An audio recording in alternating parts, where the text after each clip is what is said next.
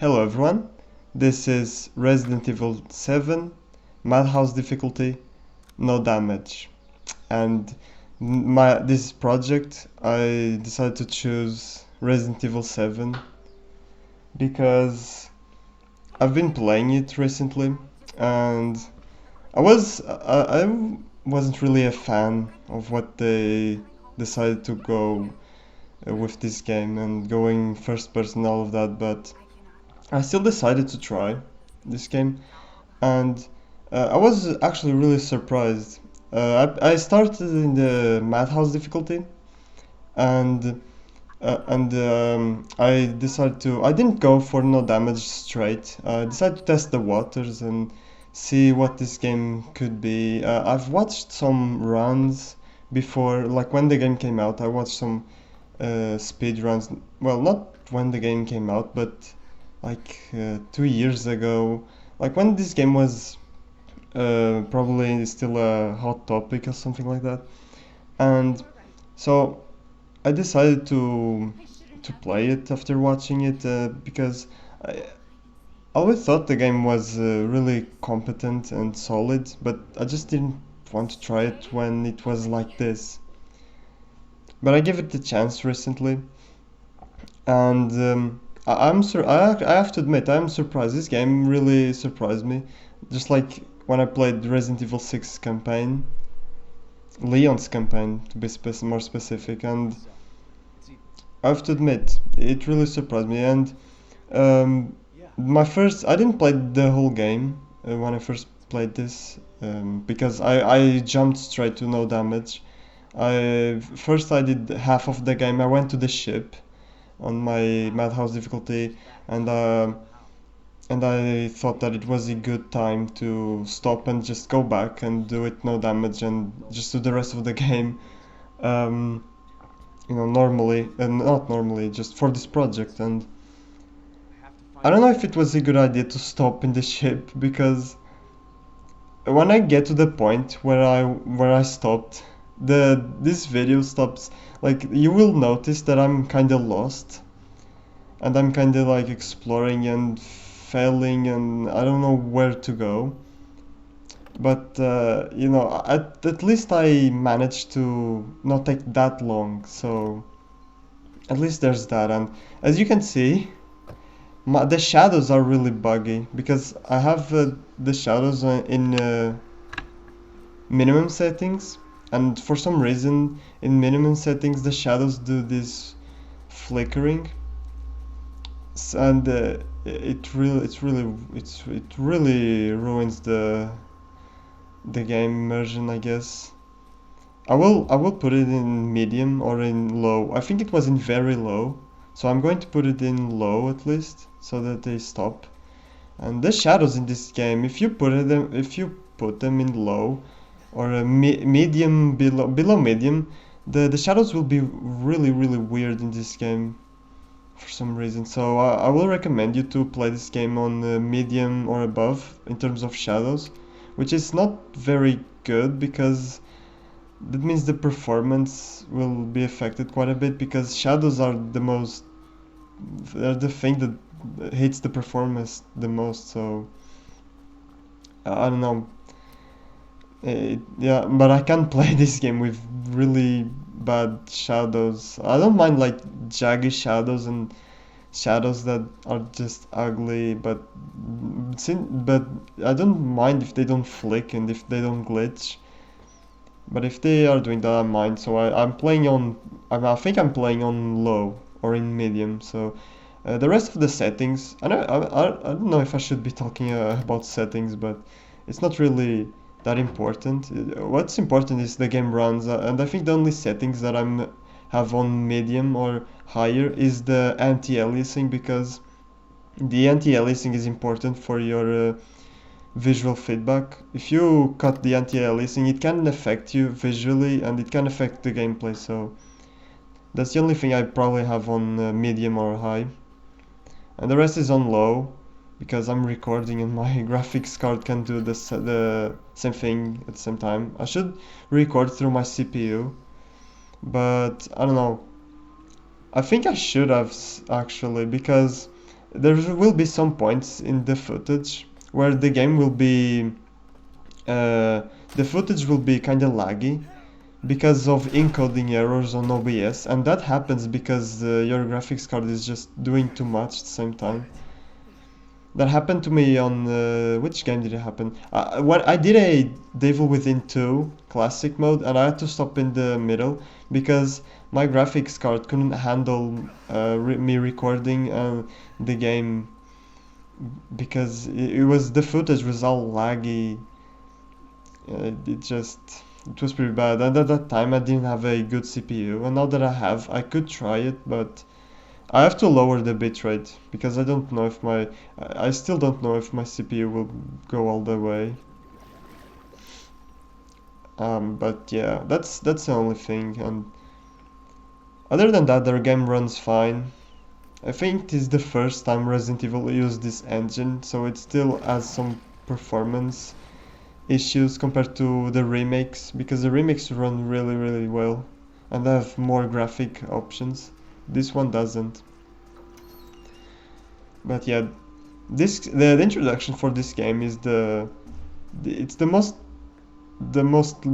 a really a letdown, to be honest, or a turn off. It's more of a turn off because I was expecting like more, or maybe this was what I was expecting for Resident Evil 7 to be in a nutshell, but it really isn't. This game is not this. A lot of people say this game is like a walking simulator or whatever they say, but no. This game is actually not a walking simulator. This game is actually has actually a lot of combat, and the enemies are really good too. They're really fair. I had a really fun time trying to understand them because the molded in this game they seem a lot of they seem lethal. They seem really impossible to deal with because the game is in first person, and when I first played this game was trying to figure out what to do with them, I was like, how am I going to do this?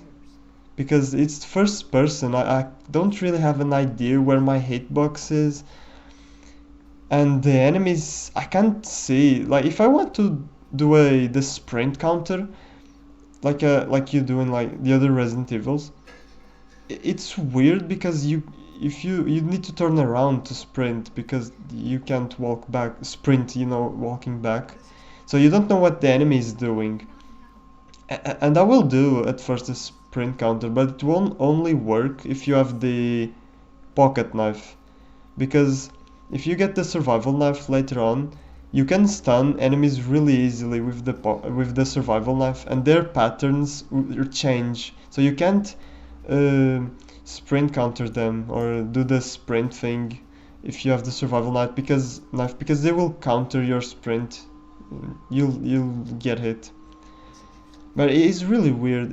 At first, I have to admit, it was really strange learning about the molded, and then I kind of figured it out. I noticed that if you like crouch under the same side, that the same hand that they are used to attack, they will miss you and they won't track you too. So if you crouch and go to the opposite side where he's raising his hand to attack you, it will kind of track you and hit you anyway, even though it seems that it doesn't hit you.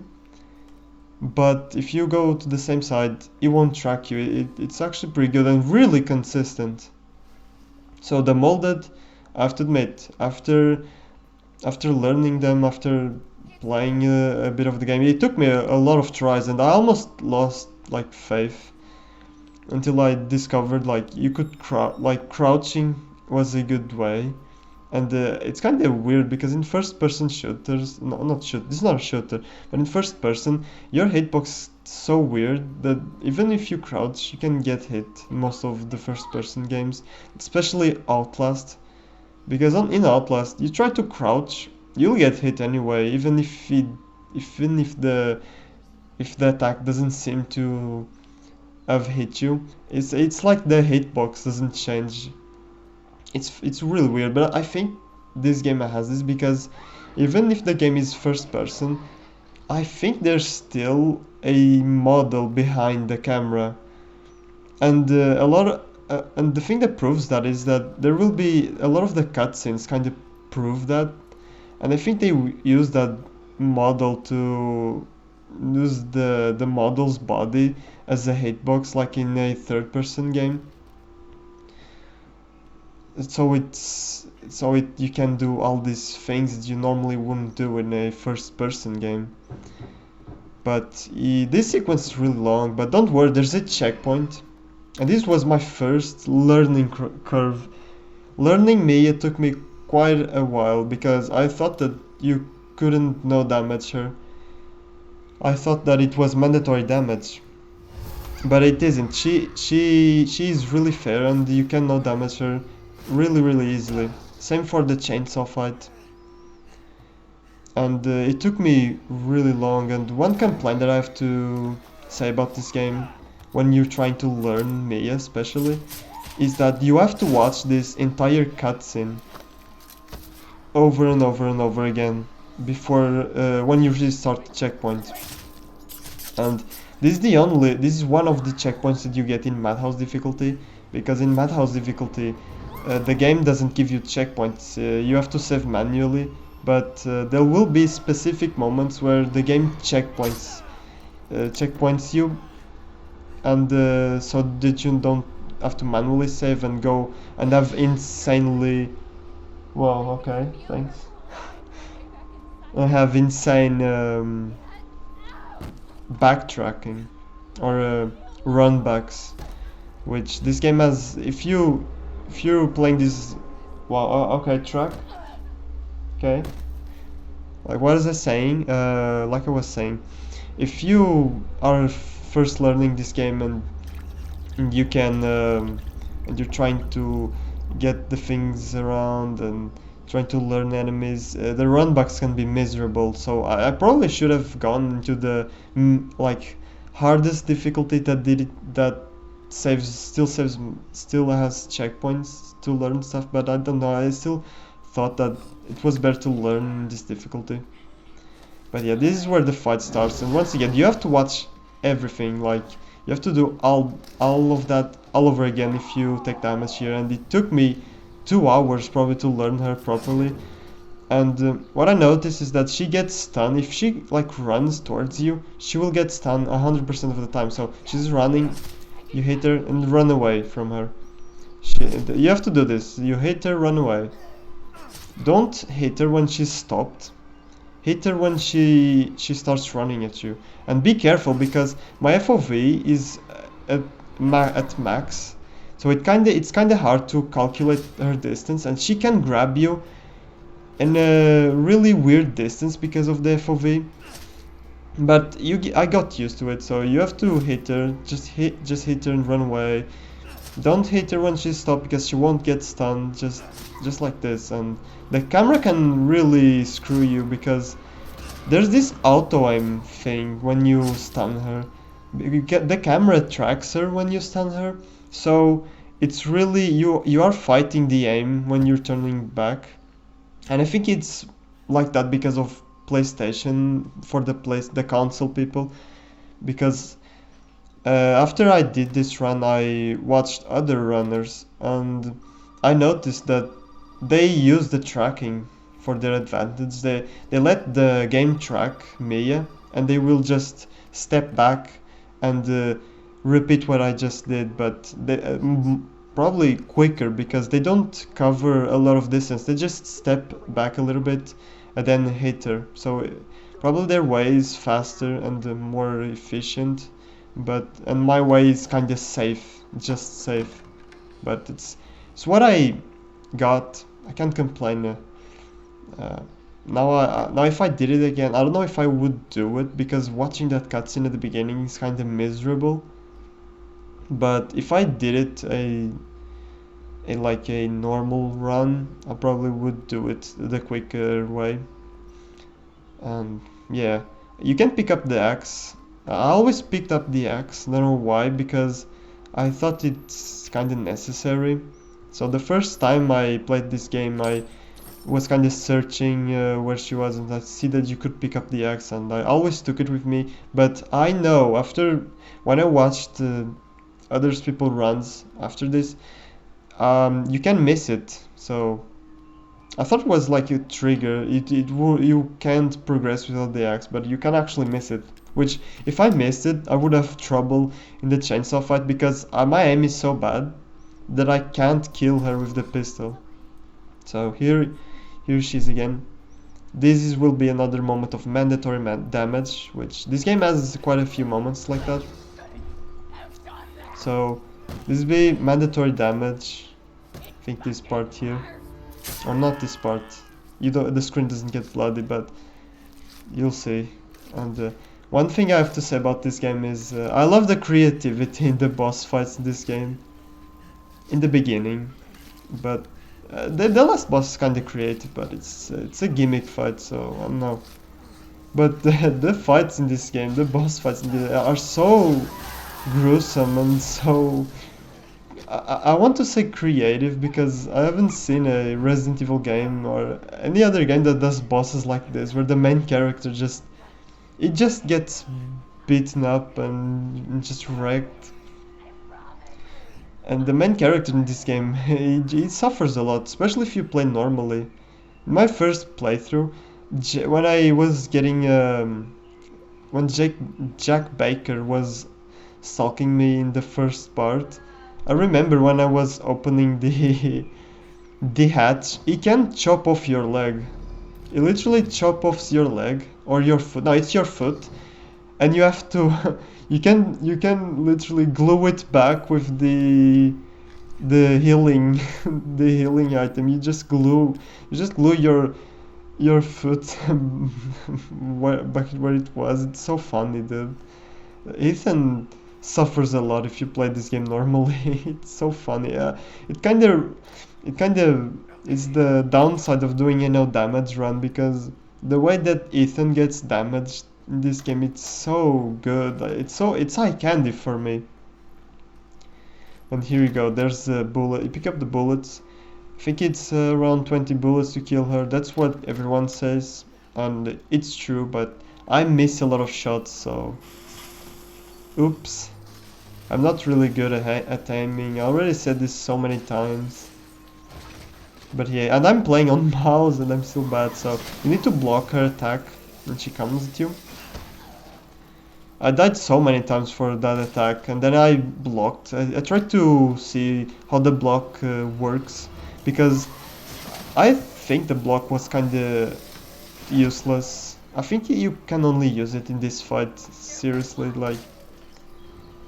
I tried to experiment with the block in a lot of enemies, but when I experimented with Mia, I thought that the game would have like you could block every like grab attack or running attack. That's like this was like foreshadowing to that, but it's not. It only works here. Unfortunately, like the I don't know why there's a block. I guess it's just to I guess so that you can take less damage, but it's useless to me. That I'm trying to do my best to shoot her, but I'm not doing it. So every time that she's going to run towards you, block. It works every time. And you probably know this, because this game is old and everyone already knows, like, probably knows all these tricks and stuff like that. So it's kind of a bullet spongy boss. I will waste all my ammo on her. And every time I reload, I run away from her. Because if you reload when she's near you, you will get punished so hard. So yeah.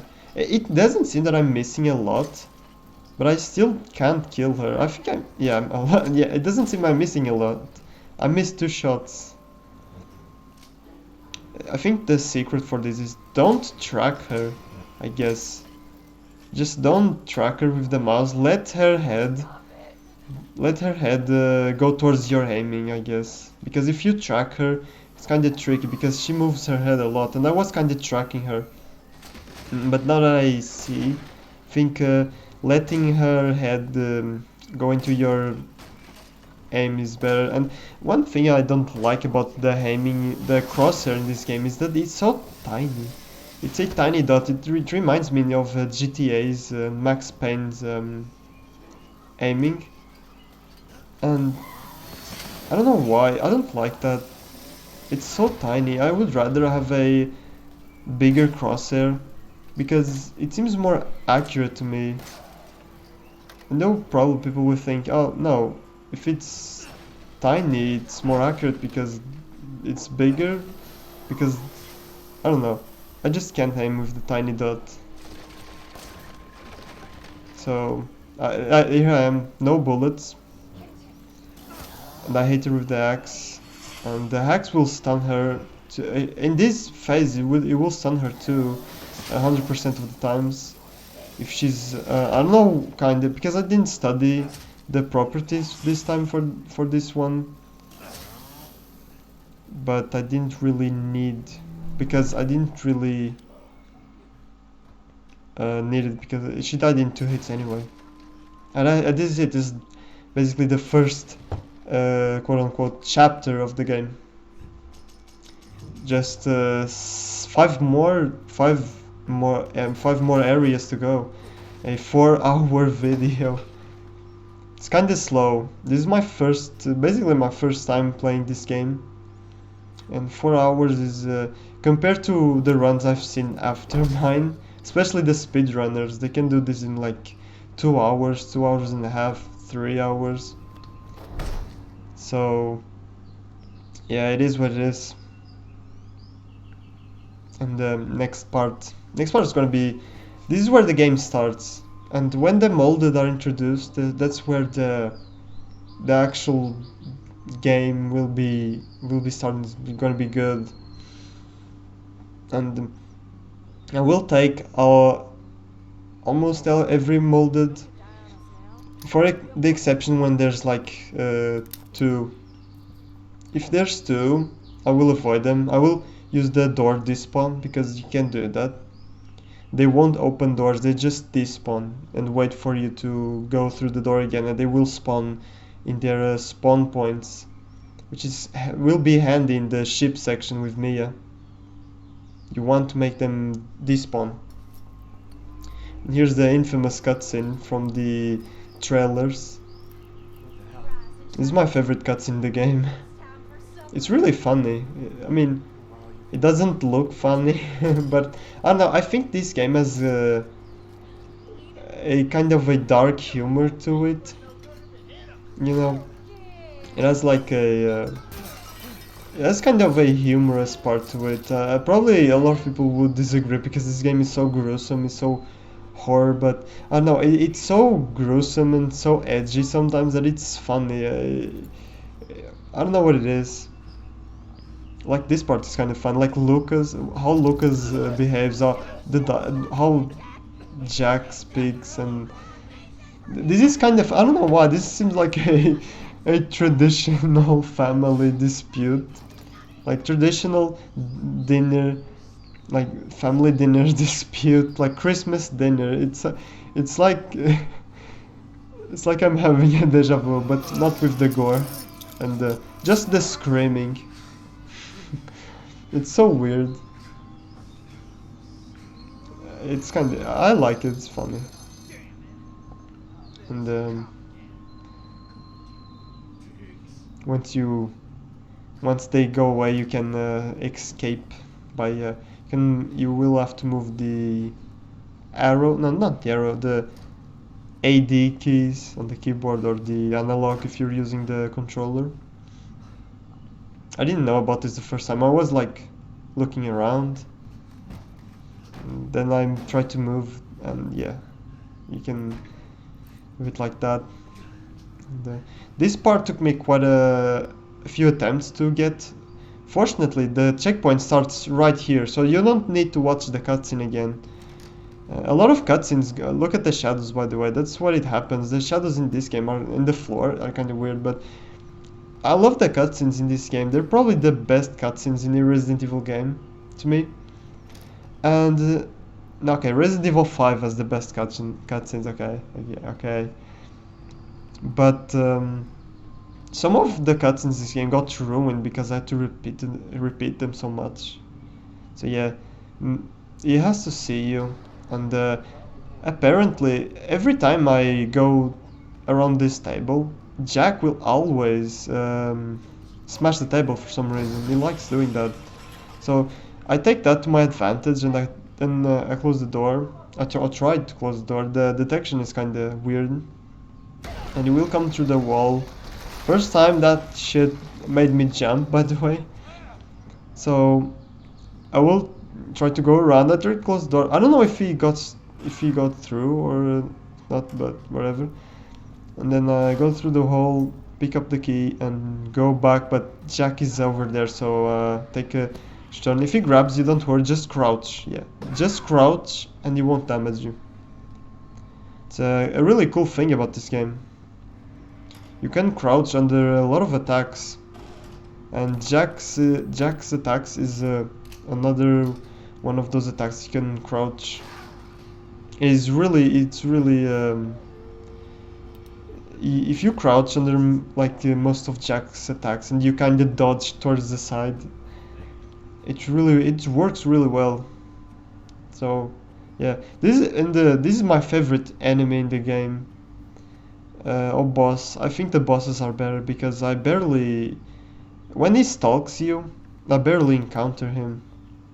So the boss fights in this game are very creative, like I said, and especially Jack's boss fight, and that's why I got kind of disappointed with the last boss fight that you have with Jack, because the other fights are so creative with Jack. They're so like I don't know how to explain. They're just they are just so good. They have a charm to it, and you'll see what I'm talking about when I get to the next boss.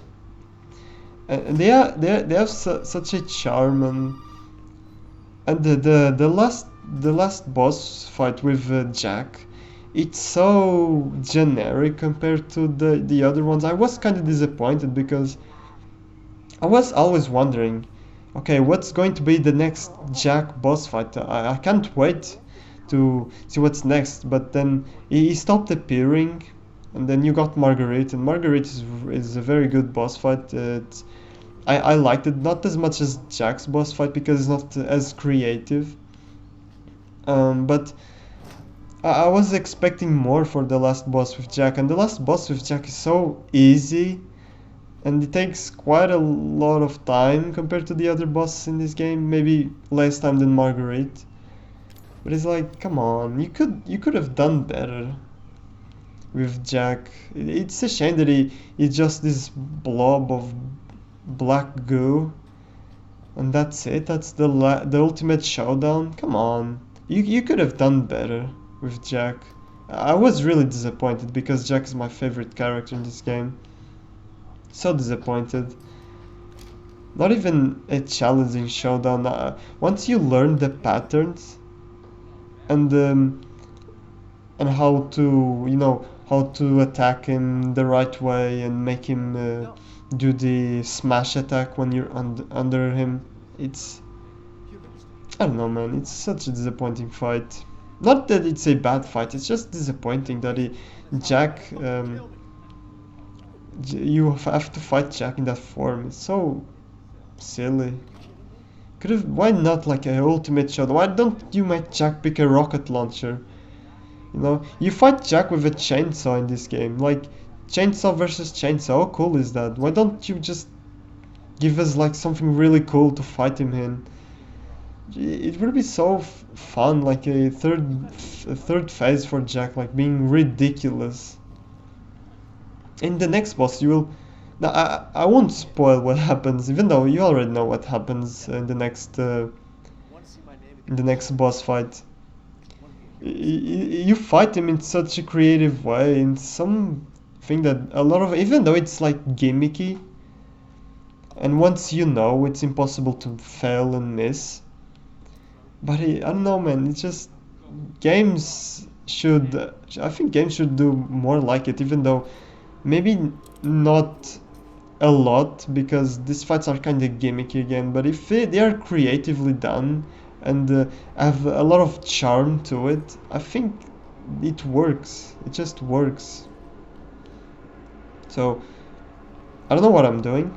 I'm new at this, so I'm probably searching for stuff. I'm going to search for the coin so I get the scorpion key. Even though I don't think I will get the scorpion key from the cage. I don't at first. I think I will, but I won't at first. At first I will actually go where Jack is and open the door, I think. I don't remember because I retried this that section so much that I'm kind of mixing it up. But here's the next boss fight. It's coming up. It's coming up, and I'm really excited to watch because I love this boss fight. This is my second favorite from this game. The first favorite being the second phase of Jack. And one thing I really bothers me about this is like, I don't know, you should have you should have actually left. But I guess he doesn't really know what's going on here. You haven't seen much, and I'm kind of suspicious. But still, I just don't buy it.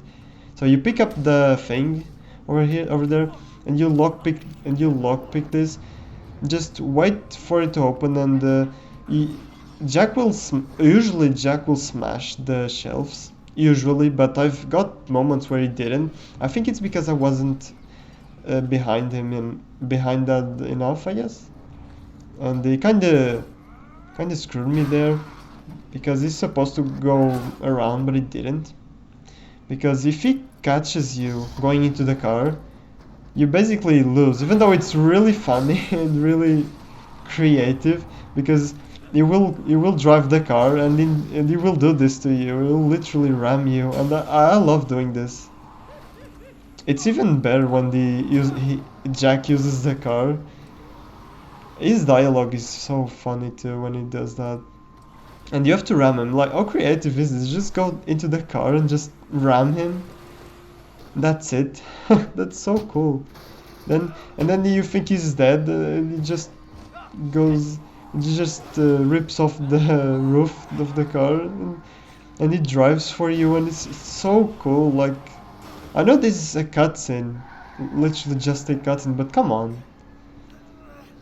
Look at the charm that this has. It sticks with you. I remember the first time that I watched footage for this game. I watched this boss and was like, oh my god, this is so good. Yeah. Now there's a section that I don't know. It depends. If he grabs you from behind, he won't damage you, even though it seems that he damages you because he does the same animation, but he doesn't damage you if he grabs you from the back. It's like Resident Evil 4. When enemies grab you from the back, they won't damage you. But I didn't want to show that because it's like you're taking damage even though it's not. It's obvious when you take damage. Your screen will be all bloody. So I tried to get another way, and I think the best way is to crouch and run towards him, and that's it. You do this like 1 or 2 times and this happens, and that's it. And you take damage here, by the way. And I think I'm going to use a healing item here so that I get full health, because even though I'm not taking damage, I still want my health like full, and I think I'm going to take it from here. This is going to be the third time that I'm going to use a healing item, and it's going to appear in the ranking screen. So yeah, here it is dead. I mean, not actually. But yeah, it's so, I don't know, the enemies in this game is just kinda humorous. But this is not the last time that you'll find him. And you'll find him one more time before the next boss with him. And he's going to be stalking, and I don't know if I don't really know if I don't remember what I do. I recorded this a long time ago. I stopped at the middle so that I could do something with Max Payne 3. But I don't remember. I think I must have recorded this like a month ago. And I'm mixing up with my failed attempt, so I'm probably going to save. But yeah, it's I'm actually curious to see what I'm going to do. Not that, that's not the right thing to use, which is always good. I always do that. I will always mash when I'm trying to use key items, and I will use the wrong key items, and that's going to frustrate me. So I will mash again, and I will use the wrong key item again, and it's going to really frustrate me. And I saved right there. I think I did. I will edit my saves, by the way. I will edit out when I save. So I don't. I usually you can notice when the transition happens, because it's so abrupt, the saving transition, the loading transition. But that one is in the. It fooled me. It looked like I didn't save, but I did. I think I did save. Or maybe I changed my mind. So yeah, I unlocked the key, it seems. Huh. If you open the cage, by the way, Jack will spawn. So I didn't open the cage, I did that mistake. Oh, and for the for the crafting in this game, I will be crafting, since healing items are useless, and you can't really craft shotgun ammo. So for the crafting this game, I will be only crafting enhanced gun, pistol ammo. I almost had a brain fart. Because enhanced gun, I was going to say it again, gun ammo. What? Handgun ammo, pistol ammo, whatever. So, oh yeah, so I come here again. No, I come here. I don't pick up the key, and I probably save, because I wouldn't do this without saving. But like I was saying, I will only craft enhanced handgun ammo, because it's the most powerful ammo type in my opinion. It wrecks bosses, and the only time that it doesn't really wreck bosses is in the Marguerite fight, because the Marguerite fight, I noticed that she is really weak to the flamethrower. She like gets stunned a lot, so I will use the flamethrower, and then when the flamethrower is empty, I just go back into I will use the Magnum too, because she has a lot of life, so I will use like my arsenal, and I will use the enhanced pistol ammo and the Magnum on her. And I think I will fail a Magnum shot, which is, not a surprise coming from me.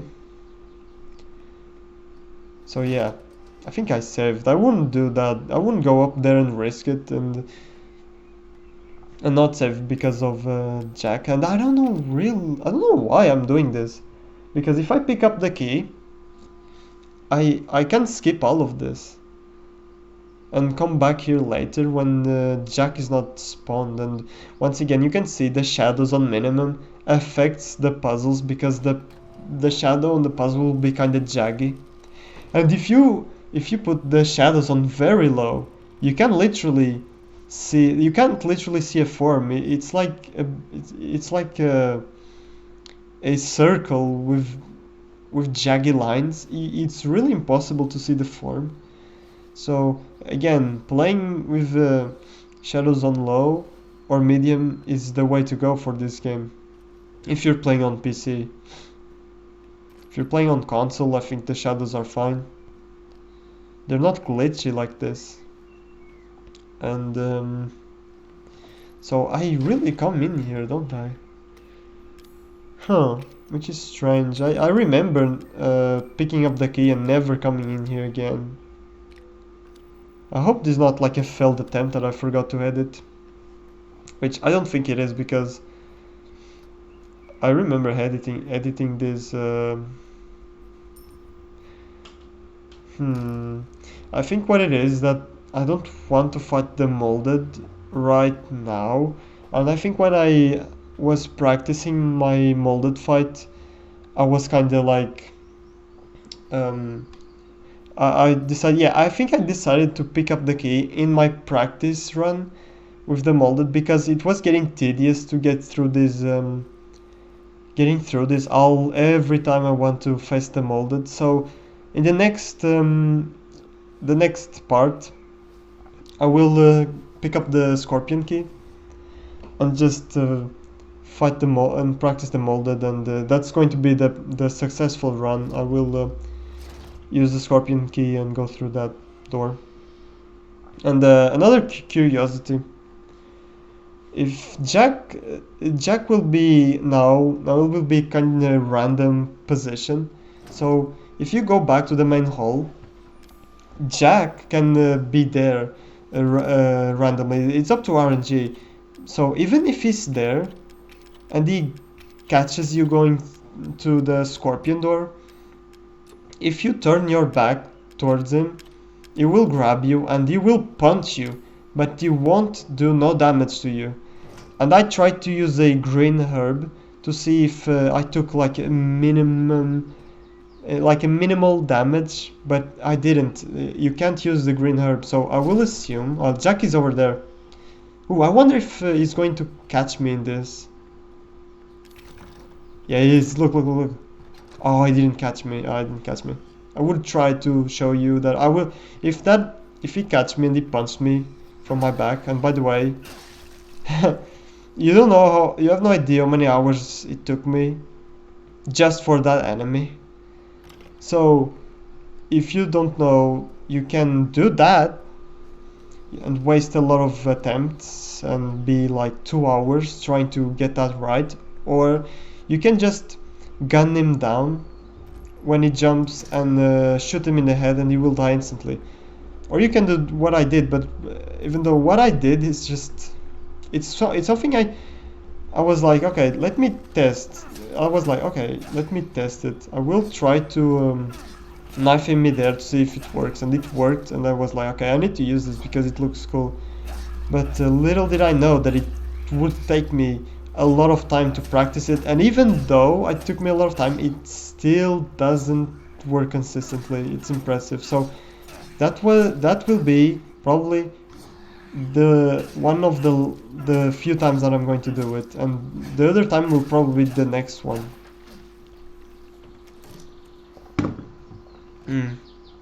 This one. Yeah, this one. This one is a weird one. If you don't stand where that barrel is, he can, even if you parry him, he can hit you still because of the distance. The distance here is kind of weird.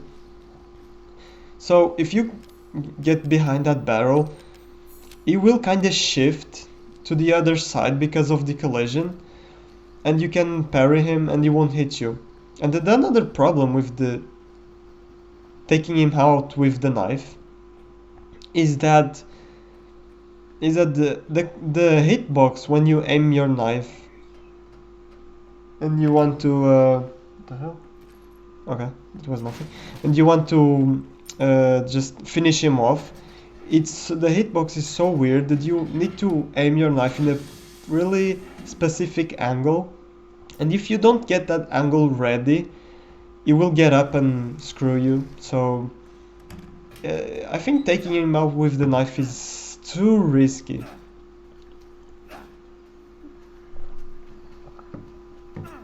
Okay. Ooh. Sorry about that. Oh, that was good. That was really good.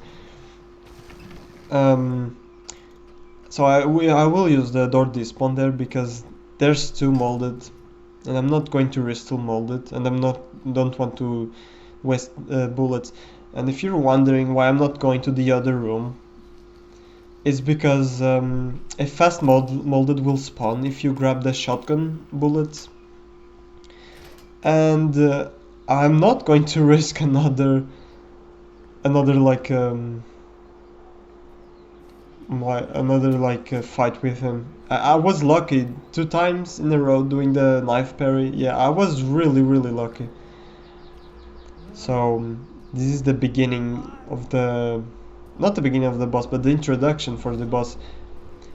And the thing is that if you trigger this cutscene, Jack will not follow you through the house again. So you can go back and collect all the bullets, collect all the stuff that you left behind, collect the dog head for the door, and you'll be fine because Jack won't be there anymore. And I think another thing that I found out is that cutscene, if you trigger that cutscene, the fast molded won't spawn when you grab the shotgun bullets, I think. Or I'm mistaking it with another moment, but I think if... Oh, look at this. I was so scared because I still haven't saved, and I'm like... And I'm still inexperienced with the molded, so they still kind of scare me.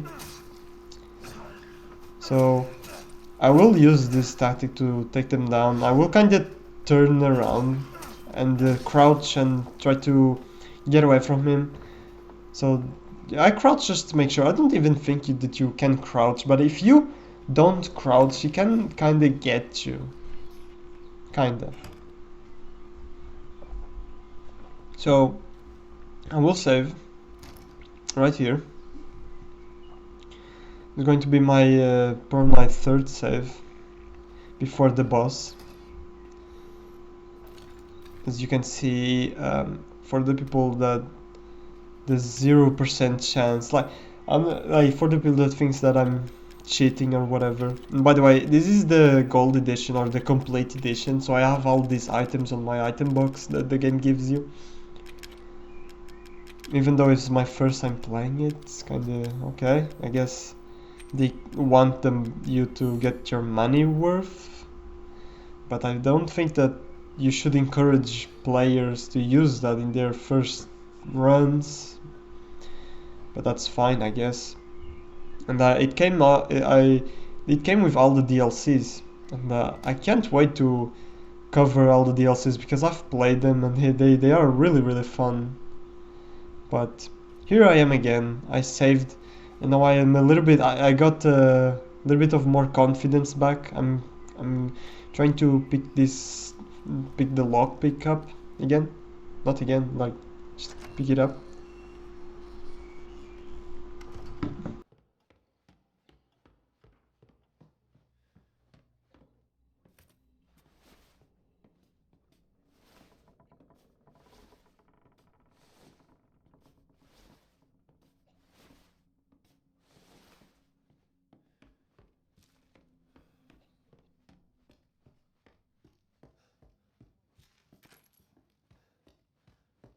That was awkward. Oh. Okay. Damn. I'm tearing up, dude. Jesus Christ. Okay. Okay. I might not. Oh. My voice is going to be a little bit weird right now because I almost. Oh shit. Whew. I tried to drink water and it went through the wrong pipe, I guess you can say it like that. Oh, shit.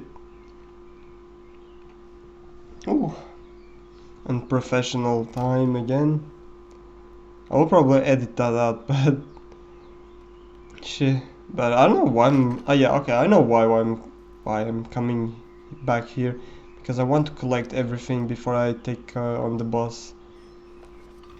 And I will probably save too. Again, I'm a save whore, by the way. I will save a lot. And I was probably... oh. Oh god. That hit me hard. But again, I was probably talking about cheating, and for some reason there's people that suspect of you cheating in terms of difficulty. I would not be surprised if it was in terms of damage or segmented runs or speed runs, because those things are so hard that you can have a little bit of suspicions, especially if it's like an ultra hard game. But for difficulties, like, come on, why would you lie about that? But the proof is that I think that only Madhouse difficulty will give you the cassette tapes. Sorry, oh my god.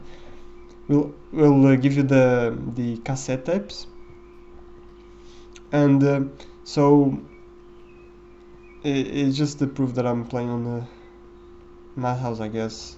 Even though it doesn't really matter. Nobody will. I don't think, if you're watching this, I don't think people will think that I would lie. But there's that thing in your mind that you're worried. Like you just, it's always in the back of my mind. Like, oh, maybe what if people, if I edit this too much, people might think that I'm not playing the right difficulty or something like that. I worry about that a lot. That's why I stopped editing my videos so much. Oh my god.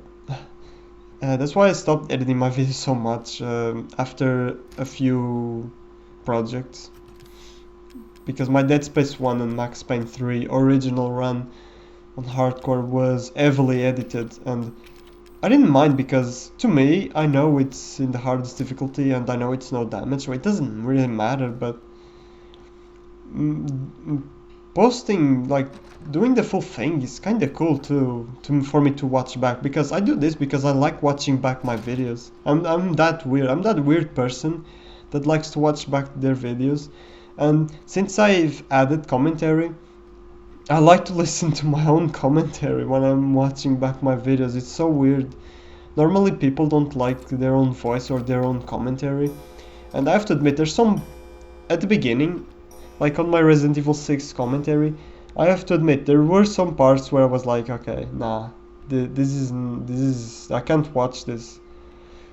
Oh my god. But on my Max Payne 3, I have to admit, I sat down through almost the whole video, but I don't have time to watch the whole thing. And the later parts of my Resident Evil 6, I sat down too. And my Assassin's Creed Origins is probably the one that I like the most.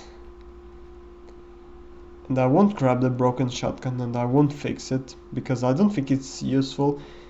And even though when I watch the runs for this game, people say that the broken shotgun, if you repair it, is the most powerful shotgun in the game. And I didn't know that at the time, so oops, I guess I won't fix it and I won't use it. But it doesn't matter, the normal shotgun gets the job done. So I'm prepping for the boss fight. I'm going to save my game. I'm going to probably get my cassette tapes or just see what I need to tape for the next boss. See if I can do some enhanced handgun ammo. And there's a thing that I did my run that I think if you mix the strong, that was a transition by the way, an obvious transition, but if you use the chem fluid, the strong chem fluid, and you mixed it up with the normal handgun ammo, you can make enhanced handgun ammo from your normal handgun ammo, and that's actually really good because even though it gives you less bullets, okay, even though it gives you less handgun bullets, it like gunpowder is a rare item in this game and you don't pick it up a lot, so it's a nice substitute. And I won't be crafting anything else. So, and I think you can do something else with the healing items too. I think you can mix healing items and no, it's not mixed. It's if you use the blue, the blue. I will talk about that later if I remember. But I'm going to talk about this boss first because this is my favorite boss of the game because it's so cool. Oh man. But yeah, the boss starts and the first phase is not hard. You just need to spam him with shotgun, and he will flinch if he's too close to you most of the times. But as you can see, it's really consistent. I've done this consistently. The first phase always goes this way, so if you do this, it's always consistent. This is the part where it gets kind of tricky, and it took me quite a bit of time to practice. So you want to dodge him in the sides depending of what is going to use as his attacks. So this attack, I don't think there's any use dodging. You just need to wait him to finish his combo. So it will do 3, and then you can hit them. And that's it. This is actually the only thing that I will use, that I will do against him. I will wait him that he does the 3-hit combo, and then I will attack him. And that's it. Well, not it. The boss is not over, but how cool is this? That you're fighting with a chainsaw. Like, dude, this is so cool. The first time I did this was like, oh my god. I'm literally fighting him with a chainsaw. Chainsaw versus chainsaw. How cool is that? And it's so cool. And if you do this fight normally, it's even better, because if you take damage here, there will be like cool animations and cool counters. You can, if you attack at the same time that he attacks, your chainsaws will be like your chainsaws will like I don't know how to say it in English, not even in Portuguese, but you're going to be like when they do with swords, when the swords they're like holding the swords against each other, and it's something like that. I can't explain, but it looks so cool. Some animation looks cool, and some of the dialogue looks cool too. It's so fun. This is my favorite boss, and the boss is so fair, it's so consistent. Man, the people that don't like this game, it's just... People...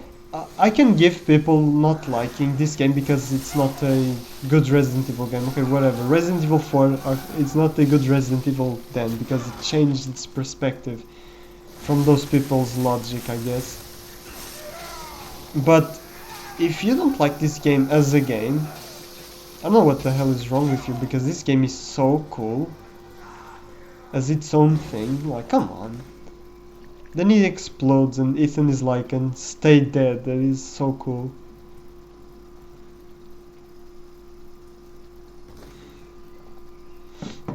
I don't know, man.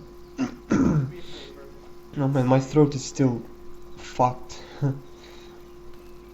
Like, come on, it's so awesome. Like, use a chainsaw to fight him, and it's unfortunately the last fight where you just the last boss fight that is this creative. It's a shame. I was expecting more for Jack. I really was. Yeah, and this basically concludes the first area of the game. Or the second area if you count with the guest house. And and that's basically... I think I will still explore a little bit. Oh, yeah. That's what I was trying to tell earlier about the fast molded not spawning anymore. I think that's because if you kill Jack, every molded will despawn in this area. I think that's how it works. I'm not sure because I clearly remember going to the other room and and I clearly remember going to the other room and picking up the shotgun shells and not getting attacked by the fast molded, but apparently I didn't do that here. Huh. Maybe it's in the next one. I remember vividly. Unless it's a failed attempt. I don't know. Because if you go to that room, there's going to be 2 sections where you'll encounter the fast molded. One of them is when you pick up the shotgun shells, which you can avoid. And the second one is when you go search for the key cards so you can unlock the Lucas section. If you one fast molded will spawn when you go through the same area, but the trick for that part is if you don't open the yellow door, the fast molded won't spawn, so you can avoid them too there. And when I discovered that, I was really happy, because dealing with the fast molded, it's pain, and I don't want to waste ammo. That's why I use the knife for the first two, but I'm not taking any chances anymore. I will use the shotgun or the pistol to counter the fast molded, and that's the best way if you want to be safe. Even if you're not doing no damage, if they jump at you and they successfully hit you, they will stun lock you. It's hard to run away from them when they are close to you. I picked up the repair kit, but I'm not going to use it. And I'm really full on my inventory.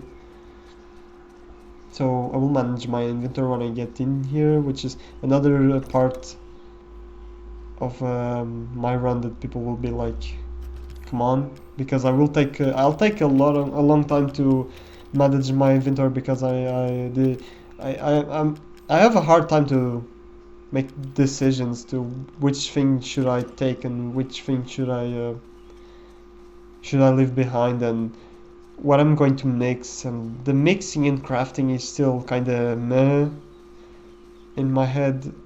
I had a hard time with it, and only in the middle. And this is why I'm glad that I played this game normally first.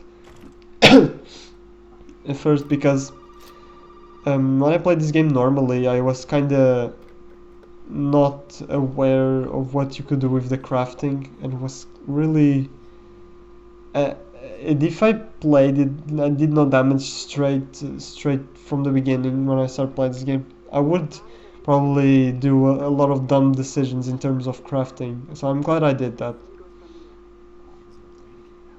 But yeah, I think you can skip this. You need to actually do this. There's phone calls that you can skip and you can still progress, but you cannot progress if you don't do this.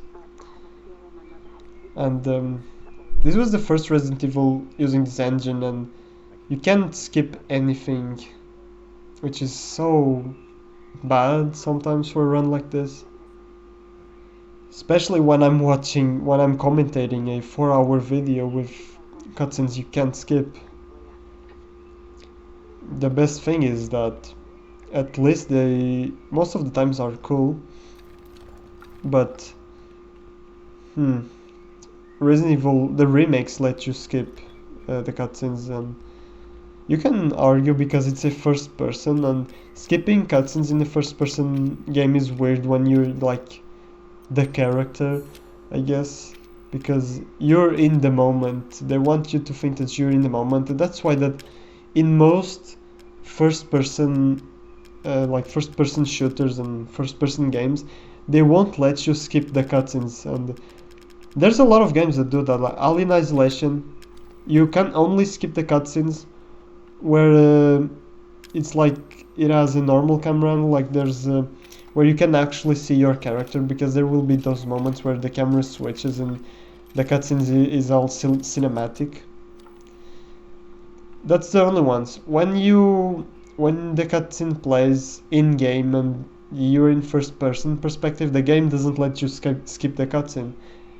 Outlast did the same thing. Both Outlasts, Outlast 1 and Outlast 2, doesn't let you skip the cutscenes, which is weird. Let me see. Most of the cutscenes in Call of Duty games where is in game and it doesn't change, like it's not a cinematic cutscene, doesn't let you skip it. Let me see more games. Amnesia. There's not really cutscenes in Amnesia. And Amnesia Machine for Pigs is a story-driven game. There's nothing really to it. It's more like a walking storytelling game. It might as well be a visual novel, an interactive visual novel, a really, really pretty one at that.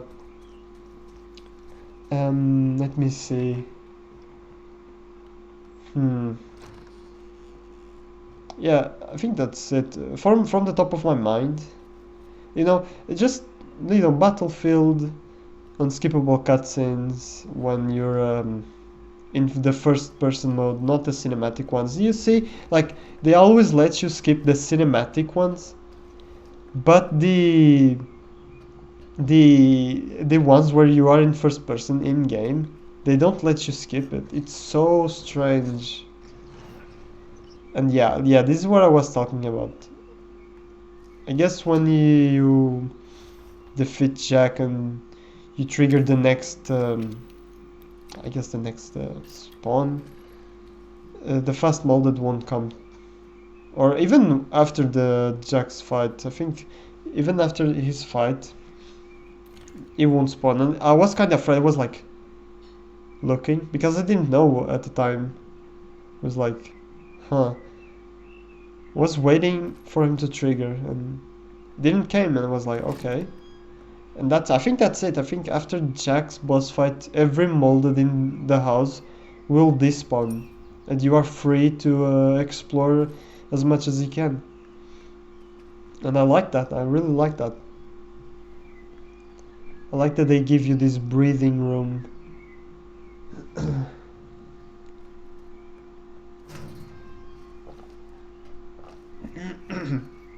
Oh, hopefully I won't screw my throat again. That was really dumb. But yeah. I don't even remember what I was talking about. What I was talking about before I mentioned the fast molded spawn. What the hell was I talking about? I forgot. This is my memory in a nutshell. I get distracted by really silly things and then I forget that I was doing something else. Man is like, I have a brain of a panda. Pandas get distracted by everything, doesn't matter what they're doing. Even when they're doing sex, they just get distracted. And that probably would happen with me, to be honest. So distracted.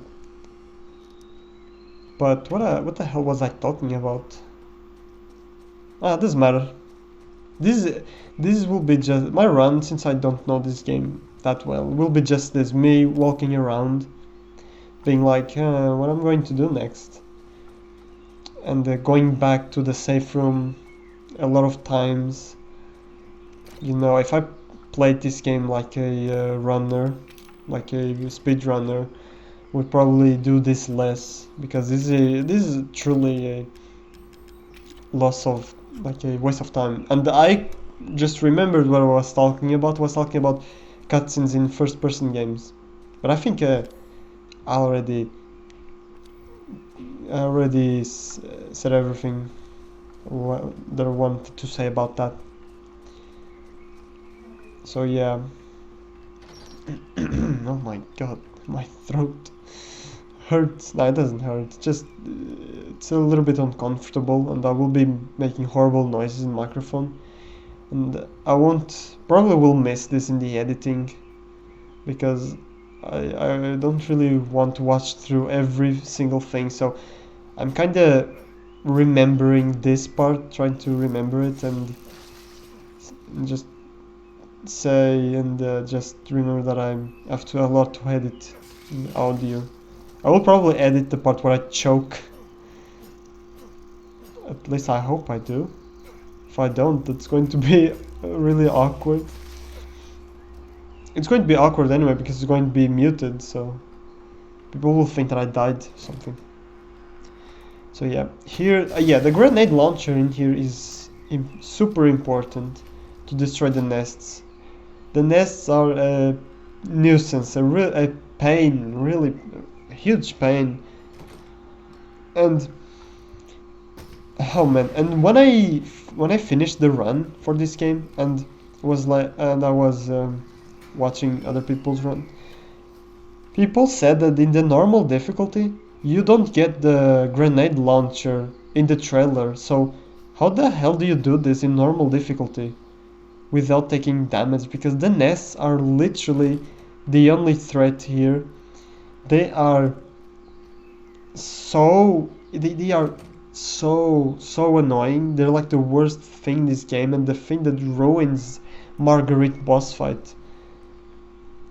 Ah man, how do people in normal difficulty do this? Ish, it's beyond me. And I'm glad. I have to give points to the developers that designed this difficulty. I'm glad that you put the grenade launcher in the trailer, because the first time that I did this and I had no idea and I wasn't really experimenting. It was like my first time. I wasn't experimenting weapons or anything. I had such a rough time, even with taking damage. Such a rough time in this because of the nests, and then I tried everything, and then I finally tried the grenade launcher. And again, fucking truck. I'm just going to let it pass. Okay. Okay. It's done. Like I was saying, I experimented with the rocket launcher. The rocket launcher, not the grenade launcher, and I'm glad that it worked. And you don't really need to craft bullets for it, unless I did, like at least one. But I think the game gives you everything necessary for this section. And the bugs here are kind of annoying, but they're not that annoying. They are easy to kill. They're 2-hit kill with a knife. The only annoying part about the bugs is that in a Marguerite fight, the first like mini fight, the gimmick fight basically, they were probably what ruined a lot of my tries in my run, because I don't know I don't even remember how I got past it, but I think I was probably really lucky. They're so annoying, that fight. I want to see how I got past it. And you can see the footage is a little bit laggy because of the encoding errors on OBS. Unfortunately, that's how it went.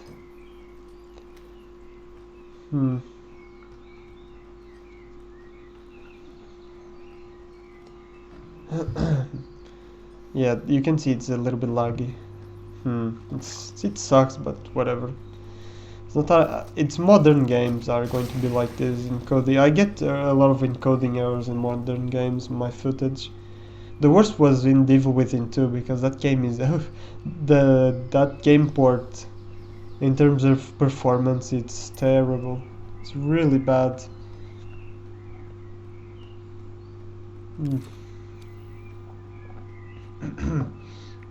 Oof. And that game crashes a lot too, and PC is not the only part that it gets that issue, crashing issue. PlayStation 4 and Xbox One, they have that crashing issue in the most, literally in the most, the areas that you don't want that to happen the most in your, if you're going for a classic run. Ooh. Because if your game, my game crashed once after the trial of fire, or the walk of fire. I don't know what it is. The fire section where you need to protect Hoffman. My game, after I practiced a lot, after I got the spawns, after so long, I got past that on classic, and then the game. Guess what the game does? The game crashes. Yes. And guess what I have to do again? Yep. I have to do chapter 13 again. That's just amazing. They're not. Oh man. Chapter 7 is the one that it's the most confusing. Because chapter 7, it's so weird. There's a lot of people that say. There's a lot of people say different things about this, because on chapter 7, if you're going on Devil Within 2, you're going to pick up you're going to destroy 2 paintings, and depending on the painting that you choose, the game will crash. So if you choose like the second painting first, the game has a really good chance to crash. But if you choose the first painting, it's really confusing because I talked about this with other people, and other people were saying that the game will 100% crash, or not 100%, but 19% of the times crash when they choose the painting first. That the one that was working for me, and that's so weird because to me it was the opposite. The one that was working for them was the one that would crash for me, and sometimes the one that wasn't crashing for me crashed for me again, and it's like, man, it's so stupid. That game had a lot of problems. Devil Within 1 had a lot of problems on PC. If you played it on 60 FPS, the game could have the same issues. But I played Devil Within 1 in 30 FPS because unfortunately that's the only way to play it stably on the PC. Well, at least it's not console, because that game on console is that game on console is something else. Like, you want to stay away from that game on console. It's a totally different game at that point. But yeah, on this part you can choose whatever door you want. They will have the door that you choose will always have the spiders. I decided to choose that one. It doesn't really matter. The run is the same. I guess there can be a little bit of a strategy to it. And what the hell am I doing? Is this a failed attempt that I forgot to add? Nah, probably not. I haven't say. Nah, it's not. It doesn't matter. When you go back, when you do the shadow puzzle and you trigger the next sequence, when you have the lever, those spiders on that door will disappear anyway, so it doesn't really matter. Yeah, doesn't matter. I think actually this path over here is the best path. But I'm kind of being careful because I don't really know the pattern here. I don't know where she is. But she will always be in the corridor, the next door. I think that's going to be it. So be careful because her peripheral vision is amazing. Even her back, when she's on her back, she has such an amazing sight. She literally turns around and just sees you. It's amazing. On this difficulty at least. I don't know how it is on normal. Probably not as good, right? But yeah, she's not here. She doesn't hear you very well. She kinda makes up for a really, really insane peripheral vision. So yeah, do the shadow puzzle. I will save after I do the puzzle. Look at the shadows. Do you see that? So I will save after this. I will save after this, and then I will go to the next section. The next section is going to be tricky because you have the small fight with Marguerite, and the bugs really made it miserable for me. I retried this sequence more times than I want to admit because of the bugs, and it sucks because it's not really that hard. It's just the bugs that she will summon the bugs. Why would you have them in your boss fight? I would rather have no boss fight at all at that moment than having those bugs. Like that what that fight should have been It should have been like Marguerite would look at you, and the only thing you had to do was shoot her in the head and she would fall down. That's it. It would be a much greater fight than fighting those bugs is so annoying. I got lucky. I probably got lucky. I don't remember how I did it, but I probably got lucky. That's how it is. That's how it goes. For some reason. I'm wondering right now which project I'm going to pick up after this.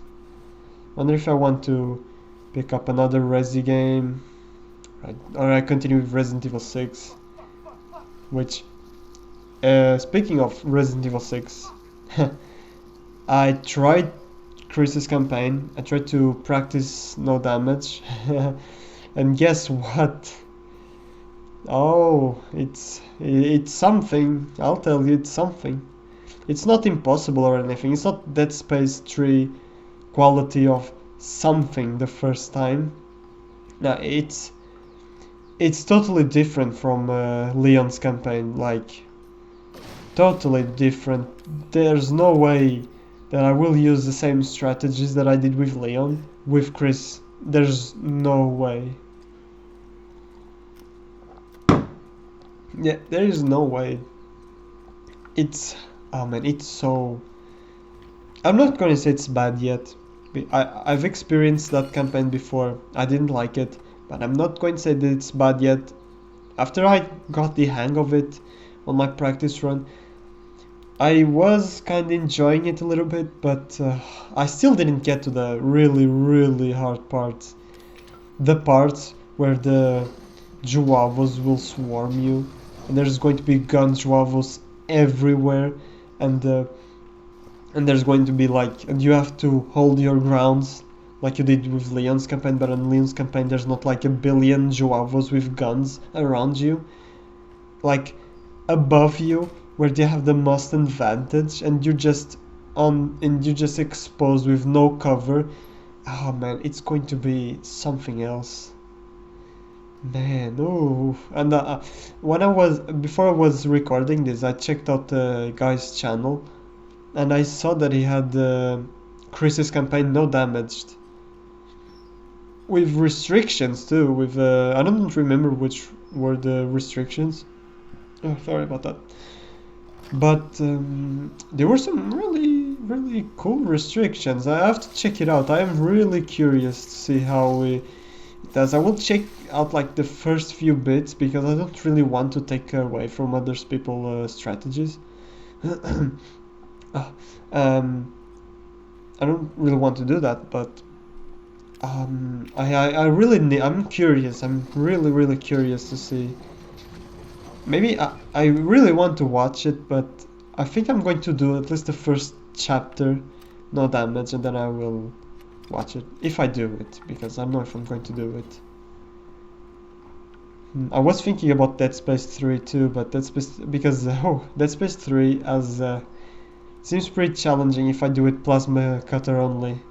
Forget about upgrades, no upgrades, and what is it? What was the other restriction that I had? I think it was just no upgrades, right?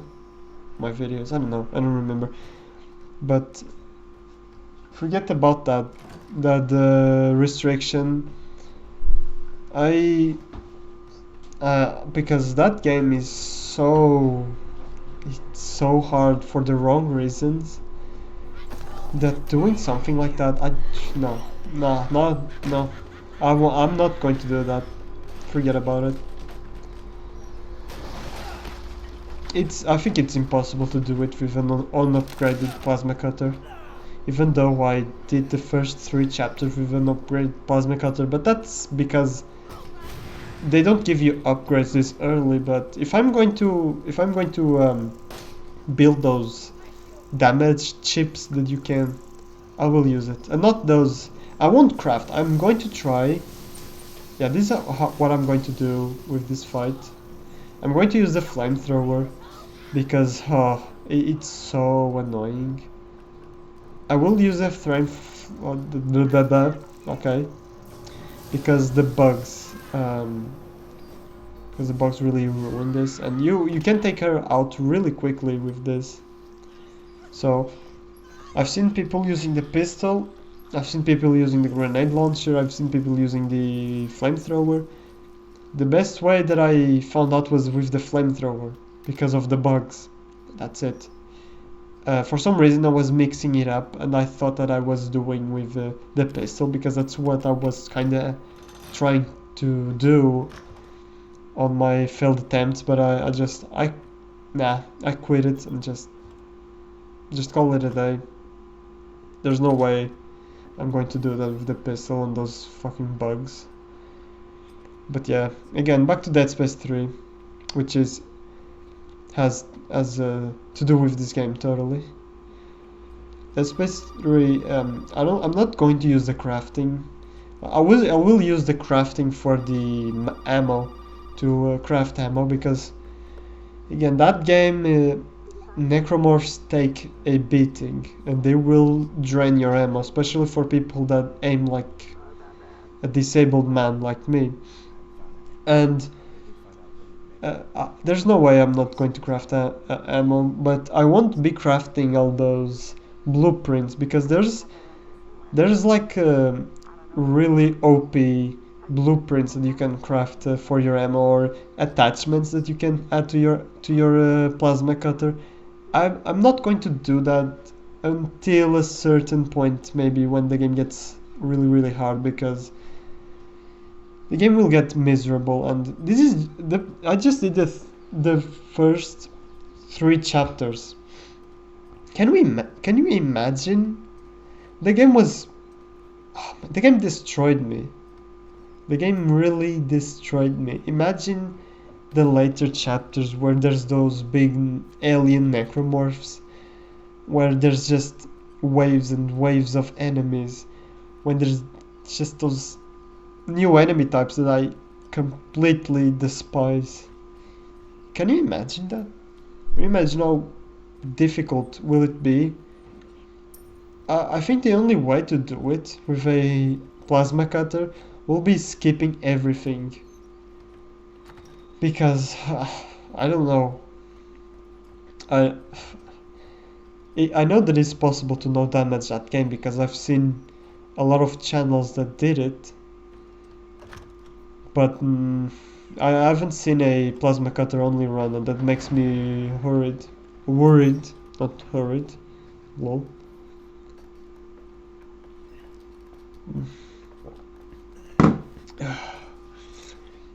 Yeah, oh, that makes me really worried. And the one thing that I noticed when I watch someone else's run is that their FOV is so close because they are playing on consoles, that when you see Marguerite running away from you here, in their version it looks like she's so close to you, and I was like, holy shit, why is she so close to you? I was thinking maybe they did that really fast, but it's not. It's just because their FOV is really close, and because that moment is scripted, I don't think that moment triggers with speed, like depending. It will trigger when you get through a certain part, and you cannot do it faster. So that's it. And I'm getting ready for the Marguerite boss fight, which is probably the hardest fight in this game, to me at least. I've seen another runner. He did it in a way that kinda showed this fight as quite easy. And yeah, I guess after watching it, I have to admit, yeah, it's easy, I guess. I didn't know about a lot of. I didn't know that I could do some stuff that he does. So I guess if I ever do this again, I will think I will do those strategies. But I was playing this for the second time, practically the first time. So I'm going to waste my Magnum and a few enhanced bullets, which is not really that bad because you can build enhanced bullets very easily if you have the strong chem fluid and you have normal handgun bullets, like I said before. So going back to Dead Space 3 because I have a thing for that game, and I've covered all the Dead Spaces in my channel, and it wouldn't be really like, I love Dead Space. Dead Space 3 to me, after playing, seems so ridiculous to do a run like this. It will take quite a while, but it would be kind of sad not to cover Dead Space 3 before covering all those games. So I don't know, like, I will attempt my no damage run, but I don't know if I will complete it. But I want to complete it, so if I complete it, it will probably be with upgrades and other weapons. Because I did no plasma, I did plasma cutter only because I love Dead Space 2. And I love Dead Space 1, so that's kind of showing my love for the game and showing how the game was really good design for it. Dead Space 3, it's in a weird place right now for me, and yeah. So I'm getting ready. I don't think I saved yet. I'm going to save right before the boss, so...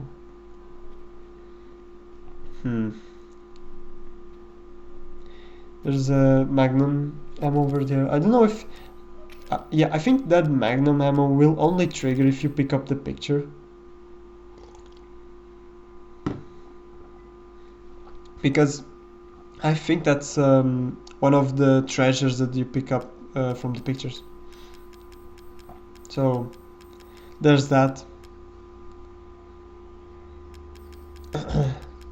I'm here messing up with the inventory and trying to see what will work best, and at this point I didn't know what would work best because I didn't fight the boss yet and my knowledge of the boss is still not the best. So I will mess with the inventory again and my successful attempt. Not really slowly like I'm doing now, but it's going to be but I'm going back to the item box because I think I will pick up the Magnum and the enhanced handgun bullets I have over there. Yeah, I'm picking up a lot of chem fluid for some reason. Oh, to build burner fuel, okay. Yeah, it makes sense. I will need a lot. And the yellow, the chem fluid is kind of useless, in my opinion. You can only, if you mix them with grenade rounds, and yeah, I think it's only with the grenade rounds. If you mix them with the grenade rounds, you can get strong chem fluid. But grenade rounds are so rare. So keeping the normal chem fluid is kind of useless. So I will use it to build full burner ammo and burner fuel. And burner is another weapon that it's useless. So what am I trying to do? I'm trying to do something. Trying to do something. Yeah. Oh yeah. Yeah. You mix normal handgun bullets with powder, and they will transform into enhanced handgun ammo. Right? Yeah. And I remember that. I was kind of thinking it was weird why it wasn't working, and I guess, I don't know, weird shit is happening and I'm wasting a lot of time. What the hell am I doing?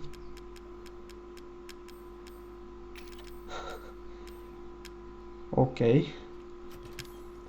Yeah, this is what you're going to put up with. I'm playing a game for the first time, kinda. Did I? Yeah, I already reloaded. Yeah, I already saved. I didn't even notice when I saved. I didn't even notice the transition. So we're going to the Marguerite fight, which is kinda tricky. It's going to be. I think I'm going to use the the burner, and it's going to take a lot to take her out. I see people, others people runs. They take her out with only with the burner fuel. I don't know how. They just use only the burner fuel and that's it. I don't know how they do it. I cannot. I have like 500 500 plus burner fuel, uh, f- like burner fuel, and she still wasn't down after all that. It's just I'm probably doing something wrong. I was sure. I was 100% sure that I could do this with only the flame, but nah. I'm probably doing something wrong, and I'm going to stay here. If you stay here, it is easier for you to locate her. And and you can easily locate her, see where she's going to build the nests, because the nests are the most annoying thing in this game. They are so in this game, not in this boss fight. I mean, yeah, the game in general, but in this boss fight, the burner fuel is the most annoying thing ever. Wait, what? What am I talking about? I think I'm having a brain fart. The nests are the most annoying thing in this game, in this boss fight too. If they removed the ability of Marguerite making nests, I think that this boss would be so much better. I wouldn't do it with the burner fuel or the burner, because the theme of this boss is like hunting and being hunted. Like the first time that I did is I did this with the normal weapons because I didn't really experimented much with the burner, and it felt so good because once she transited to the next phase, you had to find her, you had to listen to the environment, you had to be careful because she could be anywhere, she could be above you and grab you, she could be under you, like you need to be really careful.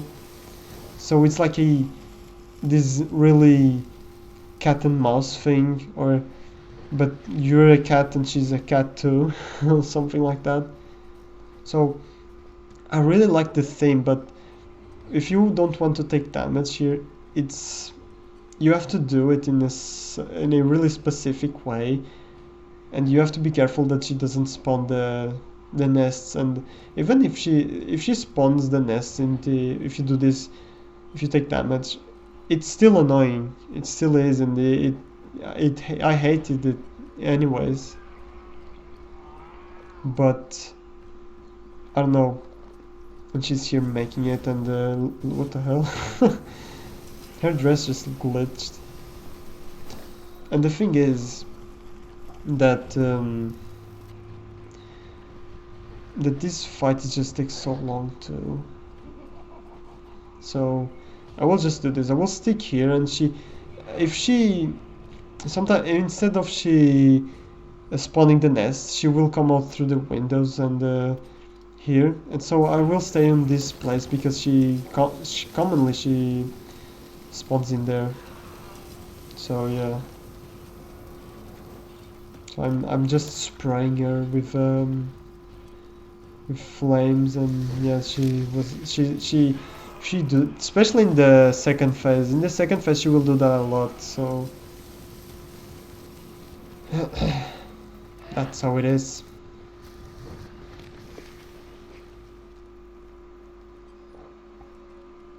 Yeah. There's not really much that I can talk about here. Oh, it's just this. It would be so much interesting if I did it the other way, but it's a ammo waste too. You waste a lot of ammo because she has a lot of life. And look at that. She transitioned for the second phase because she's crawling. When she crawls, that means you're in the second phase, and the second phase is really dangerous because stunning her is really hard. So as you can see, somehow she's still not dead, and I'm getting out of burner fuel. So this is where I panic, and I'm not in the right place, and I'm searching for where she's doing the spawn, and my headphones are not the best, so I kind of mistake a lot of sounds and go to the wrong place because it's not really accurate. And I think I will let her spawn one nest, but it's okay. Yeah, I'll let her spawn one nest because... So probably there will be a bee around here, a bug. Yeah, look, these annoying little things. They will screw you run a lot of times.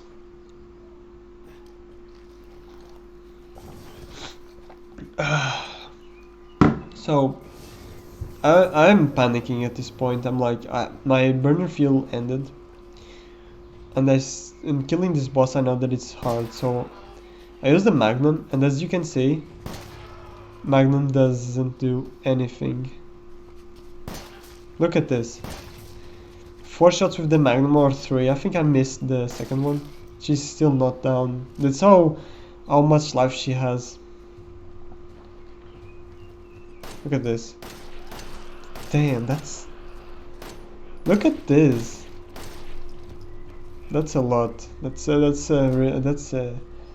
really a lot. I don't know how I feel about this boss. I like the idea. I like the setting. I like the theme. But I just think she has too much life. But I think, yeah, that's it. That's the boss. And she's down. That's great. It was I retried this so many times because she has so much life. So when I did this, I was like, oh, finally, she's down. So you get her light, and you can progress to the next area. And that will be it for Marguerite, and every bug that was like in the jails and stuff like that, the cages will disappear, and you can pick up the stuff from it. So be careful, not be careful. Everything's done. Every nest, everything, even in the other house, everything is just gone. And I'm full on the inventory, so I will return here later. Because I don't pick everything up here, and I really need everything that's in here. It's really important. All right, this is the second take now. Not the second take like recording, but I had a break, a little bit of a break, so that I don't seem a little bit tired in the commentary, but I can't help it because this looks so boring what I'm doing right now. If I was a little bit faster, it would have been way easier for me. But well, let me just no. I don't want you to hear that through the microphone. But yeah, I could. This is something I have to get in my mind. That is, make the commentary easier for me by speedrunning the games. And I don't like speedrunning games, but sometimes it's necessary.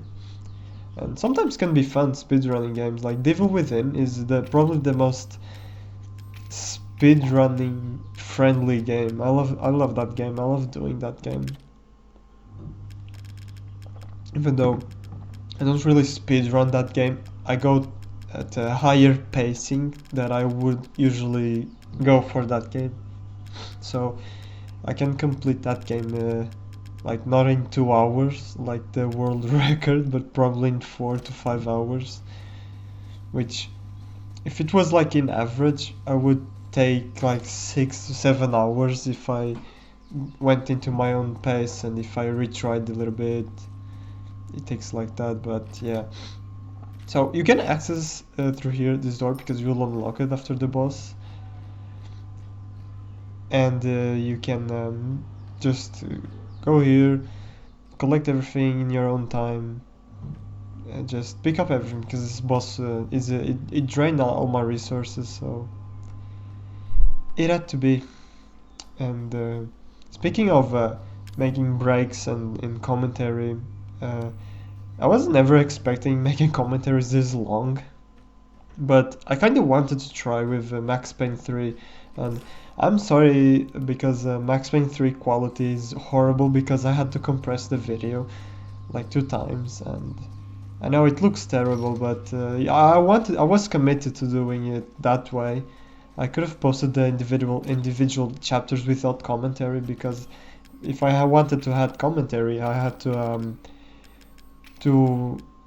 you know, oh, how do you say that? I forgot about the word, but I had to render them again, and that would mess up the quality anyway. So instead, I don't know, instead of posting Max Payne 3 gameplay without commentary, I've just commented and made the no commentary version, which I'm going to do for this one too.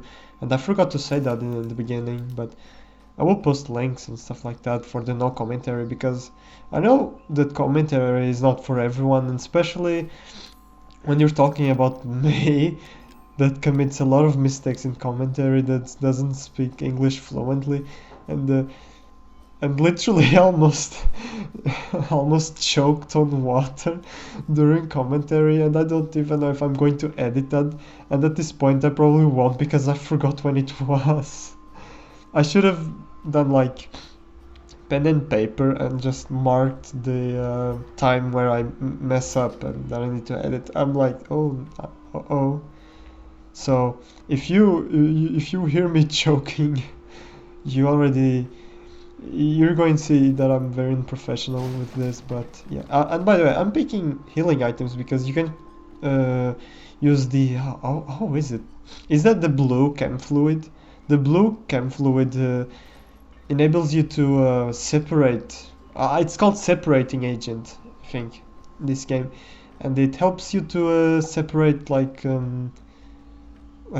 stuff like healing items, those first aids, into other chem fluids and into strong chem fluids, so you can make enhanced handgun ammo, and I'm all for enhanced handgun ammo. Oh. And after this we'll have after I done all the exploring, I've done all of that, it's time for Lucas. But going back to the commentary thing, I wasn't expecting to do these really long commentaries, and Max Payne 3 was like 4 hours, almost 4 hours, like 20 minutes less than this video, and I did it almost in one go. I had a break in the middle, like 2 hours into the commentary because of something that happens with ants. And that's why I'm not going to leave food here anymore. Even water that I'm drinking right now, I'm not going to leave anything in my table anymore because of that. But today I had to take a little break, and I was going to. You don't really notice the timing, but my break was longer than I was expecting because of circumstances. But I want to practice this a lot, and just try to see how much I can handle. I wonder if I can handle 4 hours straight, even though that's, to me right now, that's quite impossible, because the time that I start doing these commentaries in a awkward place, because I have to eat and stuff like that, and if I don't eat I will die. So you could say that I could start the commentaries in like in a more convenient time, but it depends. I I want to do commentaries when I'm feeling when I'm feeling like I want to really do the commentary, because I can't force myself. Because if I force myself, I never did it, but I imagine if I forced myself to do a commentary, it would probably be really like tired, like really mellow, like something really like this. Speaking, I don't know, but I need that inspiration. I need that drive to do it. Unfortunately, when I'm done with doing the gameplay, and the breaks until now between the gameplay and the posting the videos on YouTube and stuff like that have been balanced enough that I can go back into commentating another big video and be okay with it. Not be tired or burned out. And I hope I don't get burned out, because it's the worst for stuff like this, for creative stuff. Like when you create stuff, the worst thing is for you to be burned out. So that's why the problem making these long commentaries is better, because once you finished and you jump into the next project, there will be like a break between this and the next project, because you still have to record the next project.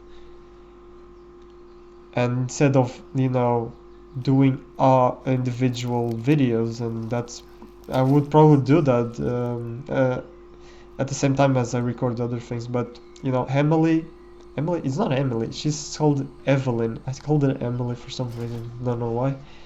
But yeah, there's going to be this enemy.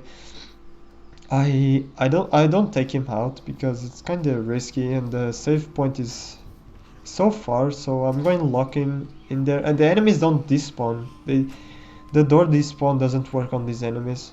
I tried because I want to get past the bladed molded, and it didn't let me. Because I mean, not that it didn't let me, just it's only a awkward place where you can't move around him. So did I do it? Wait, what happened? I thought there was a bladed molded. What happened? Did I? I don't know what happened. I thought I was going to. There was like 3 enemies there. No, there's 1. Interesting. No, there's 2. Interesting.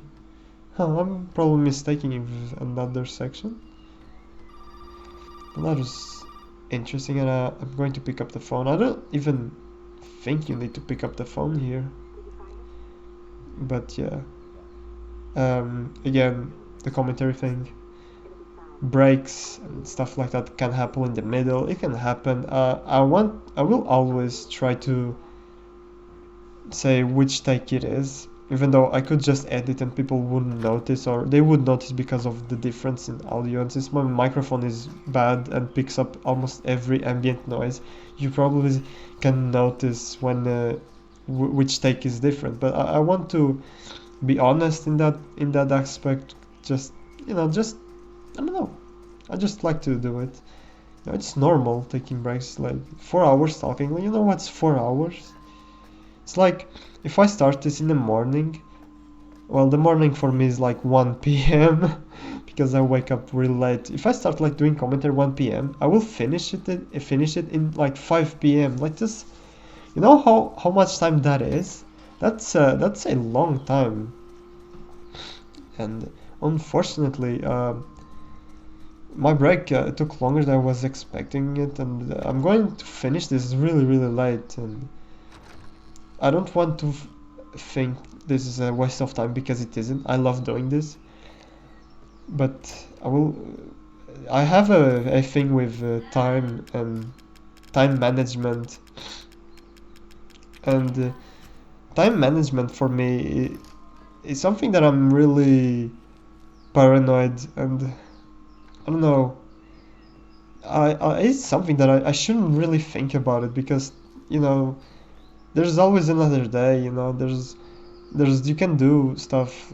You can always do stuff like in another day. You can continue another day. But to me, it's like I need to get things on time, and I need to like do it as fast as possible, and like, how do you say it? I don't know what to say in English, but not to waste time. But I'm a person that just worries about a lot about time, and it doesn't really matter in my opinion. But yeah, I don't know. It's weird. And again, there's nothing there's nothing better to talk about because the gameplay is like it's this. Some people might say that Resident Evil 7 is so boring, so slow. Well, from my gameplay, you're right. I mean, but it's my gameplay. You can make this game fast if you want, but aren't the classic Resident Evils like this? Like you walk around, you don't know where you go when you play it the first time. You'll waste a lot of time. It's slow. Well, to me, Resident Evil 7 is the best combination of the Resident Evil genres. Like this is the best like classic and action mix that they could have done for this game. This game has the classic and the classic mix where you go look around for stuff. The quote unquote open world is great in this game. There's a lot of things to find. There's a lot of loot. You can search. There's keys. Classic stuff. And then there's the action part. The molded are very good once you learn them. There's even though there's not a lot of enemy variety, and I have to admit that's a weakness on this game's part because the enemy variety is lacking. That's correct. People want to use that as an argument. That's totally fine. I agree with that. There's literally just four types of enemies. The normal molded, the bladed molded, which is the normal molded with two extra attacks, and there's the fast molded, which it's a different enemy in its own, and there's the fat molded, which is the most annoying enemy in this game, and you barely encounter it. So there's the bosses and the bosses that stalk you. That it's just like 2 sections or 3 sections in this game. But I don't know if having more enemy variety in this game would benefit this game or if it would make it worse, because these enemies as they are already fit the game and they already feel that are not present enough. I think this game balances the enemy variety out in a very good way. I think if they added more enemies, we would see more variety but less consistent brain encounters with them. It's a really conflicting one, isn't it? Because you want more variety, but imagine if that variety isn't like good. Imagine if there's like the fat molded is already an enemy that I don't like and I think it's not very good. Imagine if they added another enemy type that it's not very good and they would have to use it. It's conflicting. I think it's fine the way it is. But yes, you can argue that there's no enemy types. And by the way, this can happen, and I think this is the best way to do it. But since the hitboxes on aiming the knife is so weird, I miss the head first, and that enemy, if you get in that position, he will miss the first swing for some reason, but the second swing he will always hit you. So be careful. It's very weird too, because there's times where I stood in front of that enemy, crouched, and for some reason the enemy can't hit you because there's a thing with the hitbox or something. And no matter how much the enemy slashes, he can't hit you, that enemy in particular. But it's luck, it's RNG, it's not consistent. It's not like you can do that consistently. Sometimes he could have hit me in the first slash, but it didn't. And this is the part I'm talking about. You can, like, if you leave this door open, the fast molded will come. You see? It's there. If you leave that door open, he will come through and you have to deal with him. If you close it, he won't bother you. And don't even bother opening the door and deal with him. I think he despawns. And if it doesn't despawn, he doesn't catch up to you. when you go around here, which is pretty good. I it was un, unintentional the way that I discovered that. Like it despawned. It was unintentional because I was ready for him and I was looking at the door, like you could see, in the footage, and then I saw him like going through the door and and just is struggling to go through the door. And it's like, okay. And these guys, I will first avoid these guys. I don't know if I end up killing them when I go through here again, but I will probably do. I remember killing these guys. Don't know if it's on a practice run or on the successful run, but I remember killing them. Yeah, I'm glad we are in some action right now because it gives me more to talk about, you know. But I could talk about a lot of other things. I do the boring stuff in this game.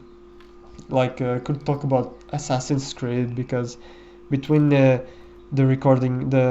uploading Max Payne 3 and recording the rest of this game, I went back to Assassin's Creed, not more than one game. I went back into a specific one, or not back. No, I went back for the series, but I played a new game that I never played before. It was Assassin's Creed Origins, and you probably watched the video or not. It's in my channel. I made a video. I covered a boss fight in that game, and I have a lot of things to say about it that I didn't in my video because my video was 4 minutes, and I played like what? I played the Assassin's Creed Unity. Kind of disappointing after Origins, and my opinion overall of Assassin's Creed. I played what? That was it. I was planning to play Odyssey, but I didn't want to buy it because the things that people say about that game makes me worried. And I've seen footage. I think I've seen a streamer playing it, and his gameplay left me quite worried and just makes me think that they have learned nothing from Origins, and they didn't they didn't make anything of the potential that the combat in the Origins had. They they just did the same thing and made it worse somehow. It's amazing. I could talk about more Dead Space. Could talk about Resident Evil since this is Resident Evil. My history with Resident Evil, because it's even though people when they talk about their history with Resident Evil, people, it's always the same thing, isn't it? Or it's Resident Evil 4, or it's Resident Evil 2 or 3, you know. Mine was with Resident Evil 5, so I'm special. Yeah, my first Resident Evil was 5, but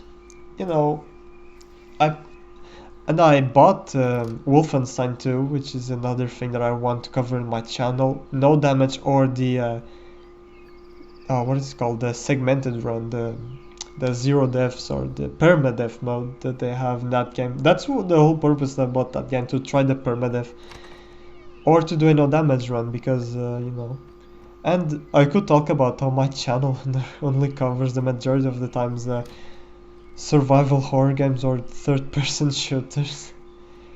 I did Devil May Cry, but I don't know if I'm going to do and Ninja Gaiden and stuff like that. Ninja Gaiden. You say it like that. I like to say Ninja Gaiden, but some people say Ninja Gaiden. I don't know. Whatever, it's whatever. People who make a fuss about how you pronounce the names in video games are just, come on, didn't you have anything better to do? You say it how you want to say it, even though if you say it in a really weird way, that's kind of okay. That's kind of weird, okay. But that's yeah. What more I could have covered my channel, like games. Devil May Cry 5. I don't want. It feels really bad for me going to Devil May Cry 5 and not even finishing Devil May Cry 4. But Devil May Cry 4 to me, it's a great game, but I just. The Dante missions, I just don't think it was designed for him. And I know that there's a lot of people that did no damage, that did uh, crazy stuff with Dante, but those people really put in the time, and put they deal with the bullshit that the enemies the enemies that you fight with Dante just do. And even the people that play it says that some enemies are just not made for Dante, and that's true. Some enemies are just not made for Dante. That game wasn't made for Dante. And when I played Devil May Cry 5, I had a better time with Dante. I had a decent time with V. No, I didn't. I had a decent time with Nero. No. Devil May Cry 5 seems the ideal game for me to cover, and the ideal Devil May Cry for me to cover, because I love it. I really love it. It's my favorite, probably. You know, Devil May Cry 3 is it's too hard for me, guys. It's too hard to do no damage. I don't want to waste a lot of time in one game. I like variety, you know. Sticking with one game, I know there's a lot of people that do it, especially Resident Evil fans, and since I'm covering Resident Evil, I can use that as an example. Resident Evil fans are the most insane people I've ever seen. They stick with one game like for a long time, and they know everything about it. They go balls deep in those games, and dude, good for them. That's really impressive. I respect that. That's like 100% respect. And oh shit, like I'm panicking here. And when you see their gameplay, you can see that a no damage runner of Resident Evil 7, like me, playing for the first time, and you can see the difference of a person that played this game a billion times. You know, those people just don't make mistakes. Those people know where to go. Those people are machines. They know everything. They can do this game with their eyes closed if they need to, dude. It's amazing. It's insane. Ah, man. Resident Evil 4, Resident Evil 5, there's amazing players, and I'm going to cover Resident Evil 5 because I want to try, you know, the other campaigns in Resident Evil 6. I want to try Resident Evil 4, and just watching. I don't want to watch other people runs, because I know those people are so amazing. They have so amazing strats, and I don't want to steal those strats. But at the same time, I want to watch what they do because it's impressive, and I don't want to wait for me to complete a project just to watch their videos. So normally I complete a chapter and I watch that chapter. For Resident Evil 5, it's not a problem for me, because that was probably the Resident Evil that I played the most, and I've watched a lot of other people play it, and I already have an idea what to do. And I can't feel bad for watching other people, because it was such a long time ago that it was normal. A long time ago, when Resident Evil 5 was a thing, you couldn't just be a fan of Resident Evil 5 and not watch other people play it, and really good people play it, like amazing people. So yeah, but still, I'm not going to watch it because it's foggy in my mind. I want to go to Resident Evil 5 just balls deep and just go, just do my thing, you know, be bad and do the job anyway. I don't know why I'm going here again. Oh yeah, because there's Magnum rounds here, I think. Yeah, there's Magnum rounds, and it's going to be kind of useful in when is the Magnum's going to be useful again? I don't remember. Wait, what is it going to be useful again? It was recently. I did this recently. When was it? Oh man, dude, seriously, I'm forgetting stuff that I did literally yesterday. What? When was it? Oh yeah, the fat molded. Yeah, even it's you don't even need to use it in the fat mold, but I use it. I used it in the fat mold in the mines. Not the ones where I did the video about, but the first one, the one before that, those ones. Yeah, I used it. The Magnum in those parts. So we're going to transition to Luca's trap stuff house, the trap house. It's not a trap house like trap music house, just trap house with traps, you know. And and it's this section is it is quite tricky the first time because I didn't know which boxes were the traps. So if you want to make sure, I think there's just one box that is not a trap, and normally it will give you a healing item. So Lucas is another character that I like in this game because he's another one of those humor characters, I guess you can say. You know, Marguerite, at the beginning she had her moment of humor, I guess you can say, even though most of people probably won't say it's humor. But Marguerite, I think she's kind of serious when you fight her and she's roaming around the whole house. So Lucas is the other character, is kind of the humor character, and I don't know why. It's a weird thing because there's nothing about humor here. I mean, what he's doing? It makes me cringe. I don't like when people do that in movies and in like series and anime, manga, whatever you like to watch where there's like gore. I hate when they pick nails. It's cringe. I cringe every time. But there's a touch of humor into it, in my opinion, with this game. It's cheesy. It's kind of cheesy. It's you know, Resident Evil always was cheesy, but it wasn't for the humor side. It was more for the action side, for more the hell yeah, you know, explosion, you know, strong. I'm Chris. I'm strong. You know. Unless you're talking about old Resident Evils was like cheesy movie, horror movie tropes. You know, just cheesy story. I appreciate it though. But you know, Resident Evil 4 had the action scenes with the Leon doing all those flips and stuff like that, which looked so cool. And the game gives you a checkpoint right here. You saw by the transition. This is another checkpoint that Madhouse difficulty will give you, and props to Madhouse difficulty to giving you a checkpoint here. Even though, if I was most of the developers that would design a difficulty like this would probably not put a checkpoint over there because you literally just saved and you could literally save after the cutscene. So it's not a problem of watching the cutscene again. You can literally just go back and save after the cutscene. But no, they literally gave you a checkpoint so that the run back isn't miserable. And you know, I have to give them that. That's impressive for a game like this. Not a game like this, but you know, a difficulty that limits your saves like this. And there's no problem with that. There's just, it is what it is, you know. You give checkpoints, that's fair, you know.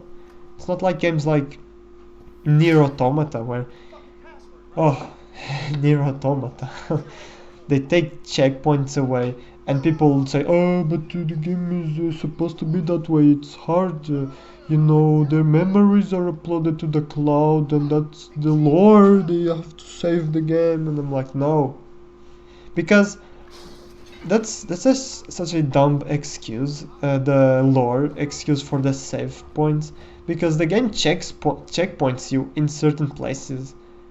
So it doesn't make sense. The game literally, there's times where the developers were like, okay, maybe the checkpoint was quite a long time ago. Let's give a checkpoint here, even though it breaks the quote-unquote lore that people like to throw when discussing about the checkpoints. So that to me is invalid. I don't know. I don't buy it. I think the way the checkpoints in Nier Automata are like that is because everyone wants to copy Dark Souls. It's so stupid. I'm going to kill these guys first before going to the other room because I just want to make sure that I get rid of this, because dying here or taking damage here and then doing the run back and going into that room first, it's really annoying. So I'm going to deal with these guys first. But talking about Nier Automata again and their horrible checkpoints, I just think it was such a waste of potential and part of Platinum. I think oh man, talking about Nier Automata triggers me every time. It just such a waste of potential in why did they use Platinum for that? Just Platinum, man. I'm so pissed about that game. Every time I think about it, such a waste on using Platinum as your developers to design the game combat, and just waste it with such dumb decisions. The saving, the bad hitboxes, the level, the RPG statistic like design that is so horrible. That if the enemy is 5 levels above you, they will armor through every attack. You can't counter them. If you dodge counter them, guess what? They will eat through your counter, and they can't even damage you through the counter animation, which is amazing, right? They don't flinch. They don't get stunned just because they're 5 levels above you on the hardest difficulty. So why do they do a very hard difficulty and they don't balance stuff like that? It's just making a hard one-hit difficulty just to say that your game has the hardest difficulty that nobody can go through, because it's so bullshit. Even though I went through the two campaigns and it was so miserable because that game is so bad designed. It's such a waste in Platinum's part. Like Yoko Taro was probably, I don't know what he was thinking designing that game. I respect that guy. I respect that his ideas. I respect his creativity. I like the way that he thinks. I like the way that he makes his games. But I just can't. I just can't accept some of the design decisions that were influenced because of Yoko Taro wanted to make the game like more RPG, or it's so bad. That game is just, I don't get it. Nier Automata, it triggers me so much because I was expecting so much from that game. I played the demo. I have it on my channel. The demo, I did it like 3 years ago. So much high expectations. The demo was hard. The checkpoints were horrible, but I was like, okay, the checkpoints can be horrible, but the game is fair. The game, it's well designed, you know. And then I played the full version, and half through the game was like, no, this is not how it's meant to be. And people can say, oh, just grind to level 99. Yeah, no shit, just grind to level 99. You serious? Come on. If you can skill through your game, use your skills through your game, and you need to go out of your way to grind to level 99 just because of a dumb one-hit difficulty that is not even well designed, your game has problems. I'm sorry. There's no other thing about it. But yeah, another enemy that I hate. Speaking about things that I hate and trigger me, this enemy, they will die with 2 magnum shots in their face, and their hitboxes for their vomit is so weird, because sometimes you can see the vomit like going through you, but it doesn't hit you. Sometimes it doesn't even go through you and it hits you. Like, it's literally Nier Automata tier hitboxes here. so it's these enemies just so I use the Magnum and just get rid of them. Though I discovered a really funny way of taking him out in the mines, and I wonder if it works here. I have to try that. I don't have the save for this, but if I go through this game again, I will try it. Yeah, but going into Nier Automata again, I need to finish this stupid rant about Nier Automata. And how in the third campaign, that's literally where I quit. I never quit a highest difficulty in my life than in Nier Automata. I quit it so hard. It's really bad. The game literally turns into Dynasty Warriors, but it doesn't have the balance of Dynasty Warriors. In Dynasty Warriors, once you start attacking, you're god. You're untouchable. And now imagine, Nier Automata has already the worst game design decisions I've seen. Now imagine those game design decisions with times 10 the enemies.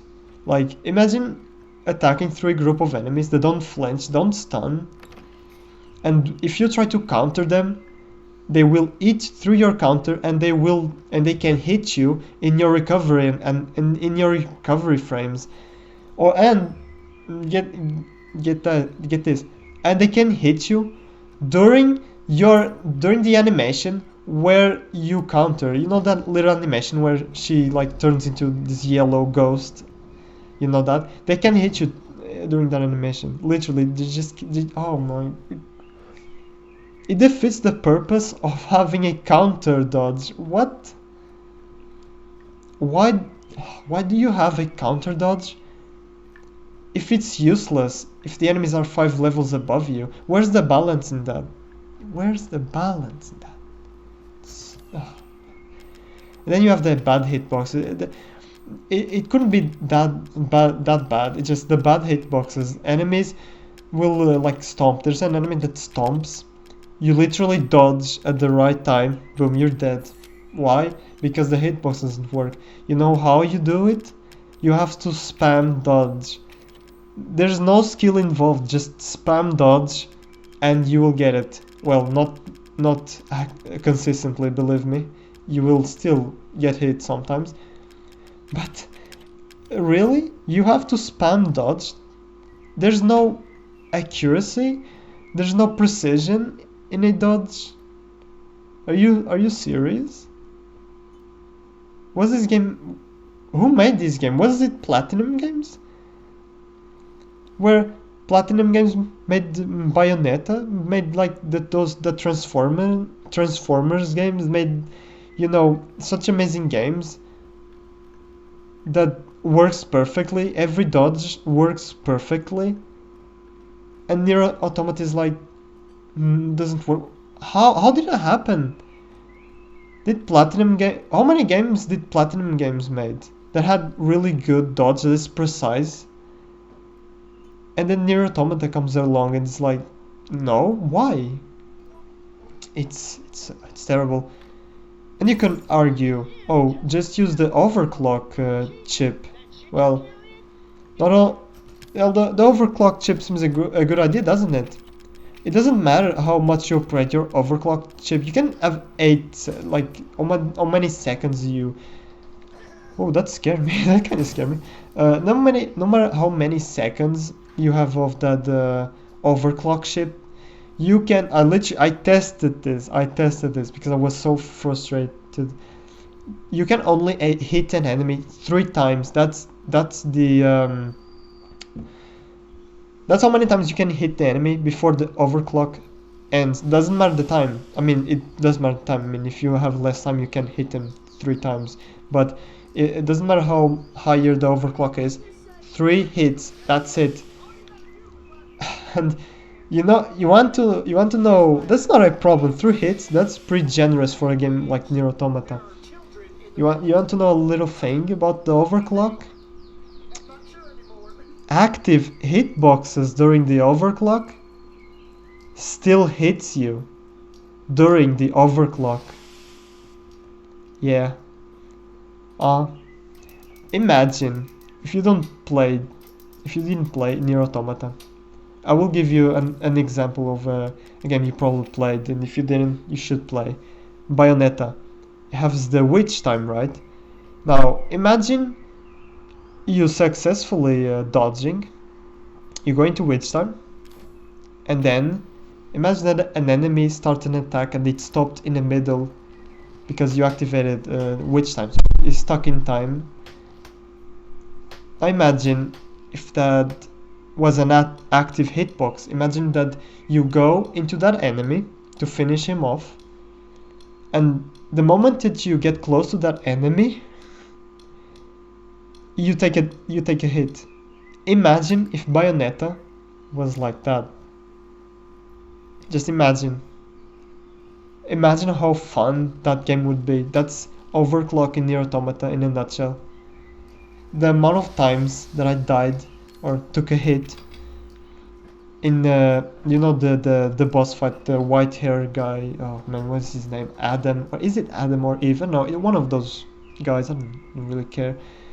The one with the long hair and the background is all white. The only thing, the good thing about that game, background, the world. But anyway, that fight, I remember overclocking it because I thought that was the only way that to defeat that enemy fairly. Guess what? He has a lot of active hitboxes, and he hit me a lot through active hitbox during overclock. A moment where you're supposed to be invincible, to have that balance. Oh, man, I had so much hope in overclock because I was thinking, okay, maybe this difficulty was designed for overclock. Makes sense, right? You're invincible during it. It's so that you play like you would play Bayonetta, right? And no, the game is like, no. Oh man, it really broke my heart. That game, it just, man, it's not meant for that difficulty, and that ruined it for me, unfortunately. You could say that, and one more thing. If you want to see an example of how to defeat Adam or Eve, whatever, in that specific fight that I'm talking about, watch Seraphim 17's guide of Nier Automata. Just watch how boring and how unoriginal and how bad it is to fight that boss without taking any damage in the hardest difficulty. And I'm not saying this because I think Seraphim 17 is a bad player and they didn't know how to fight him. No. No, there's no other way to do that. Literally, there's no other way. What you will see in that video is literally the only way to do it if you are at the same level of the boss, or a few levels above him or under him. It's the only way, believe me. I tried it myself and I came up with the same strategy.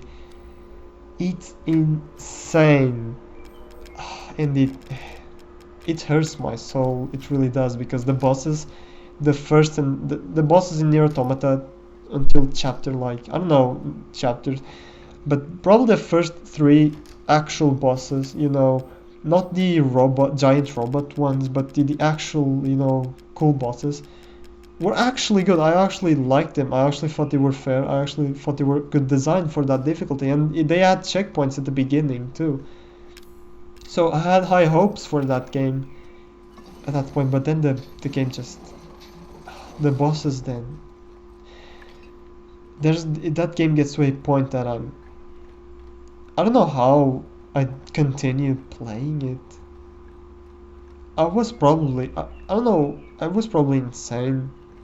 And I'm glad that I stopped in the 3rd campaign, because there is no way you can get past the first, like, boss, like the angle or whatever, there's balls in the sky boss in the 3rd campaign.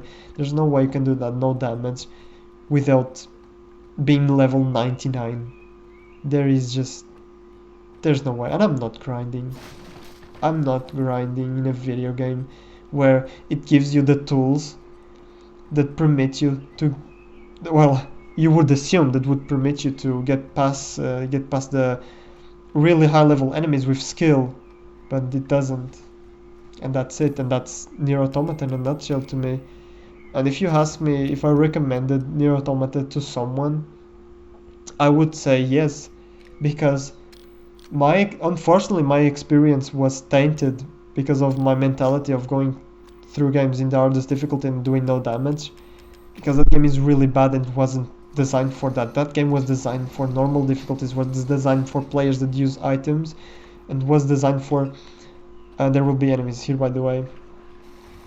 Just deal with them accordingly like you would do the entire game. I mean, it's the same enemy types. You already fought them all. You know the shotgun is the best to deal with them. And there's going to be a lot here. And it's not unfair, it's fair. So just deal with them. You'll probably have the... Oh, that was close. But I'm glad that the startup animation of that was slower. If this was Nier Automata, that would kill me, because you... I'm hating too much on Nier Automata. No, but seriously, Nier Automata was just a game that wasn't designed for its highest difficulty, and it's disappointing because the difficulty is there. It's an option in the game. It should be... It's there. Why nobody thought about balancing it? Why nobody thought about testing it?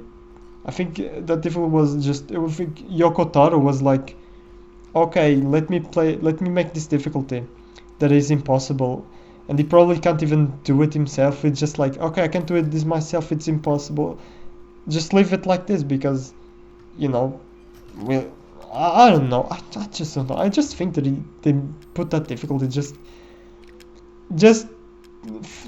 so like their game is known to be a game that has a hard difficulty that nobody can play it, and that's bullshit. That's really bullshit. I did it, and it was bad, and I know that people already did the third campaign because it's possible. Not me. I'm not going to deal with that. There's no way. There's no way I'm going to deal with that shit difficulty again. And I already thought that I want to go back to that game and do like a no damage of the first two campaigns, but then I remember. Those memories come to my mind. I'm like, no, I'm not going to do it again. But like I was saying, if I recommended this game to anyone, I would, because this game is worth playing. The world building is amazing. The story is I've seen better stories, but I think the good thing... Oh, that was weird that you saw my transition in the main menu, because I came back to the game.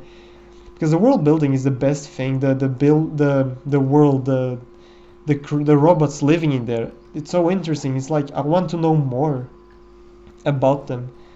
And that was disappointing because in the third campaign the game story fell apart and the world fell apart and everything turned to shit, and I didn't really like the game. I played it on like easy difficulty. That's how insulting that game is. And that's yeah, that's it. And even easy difficulty, the game was still bullshit. If your easiest difficulty is still bullshit, fuck is wrong with you, dude? Oh my god. I probably shouldn't even continue. Sorry about that. Just angry.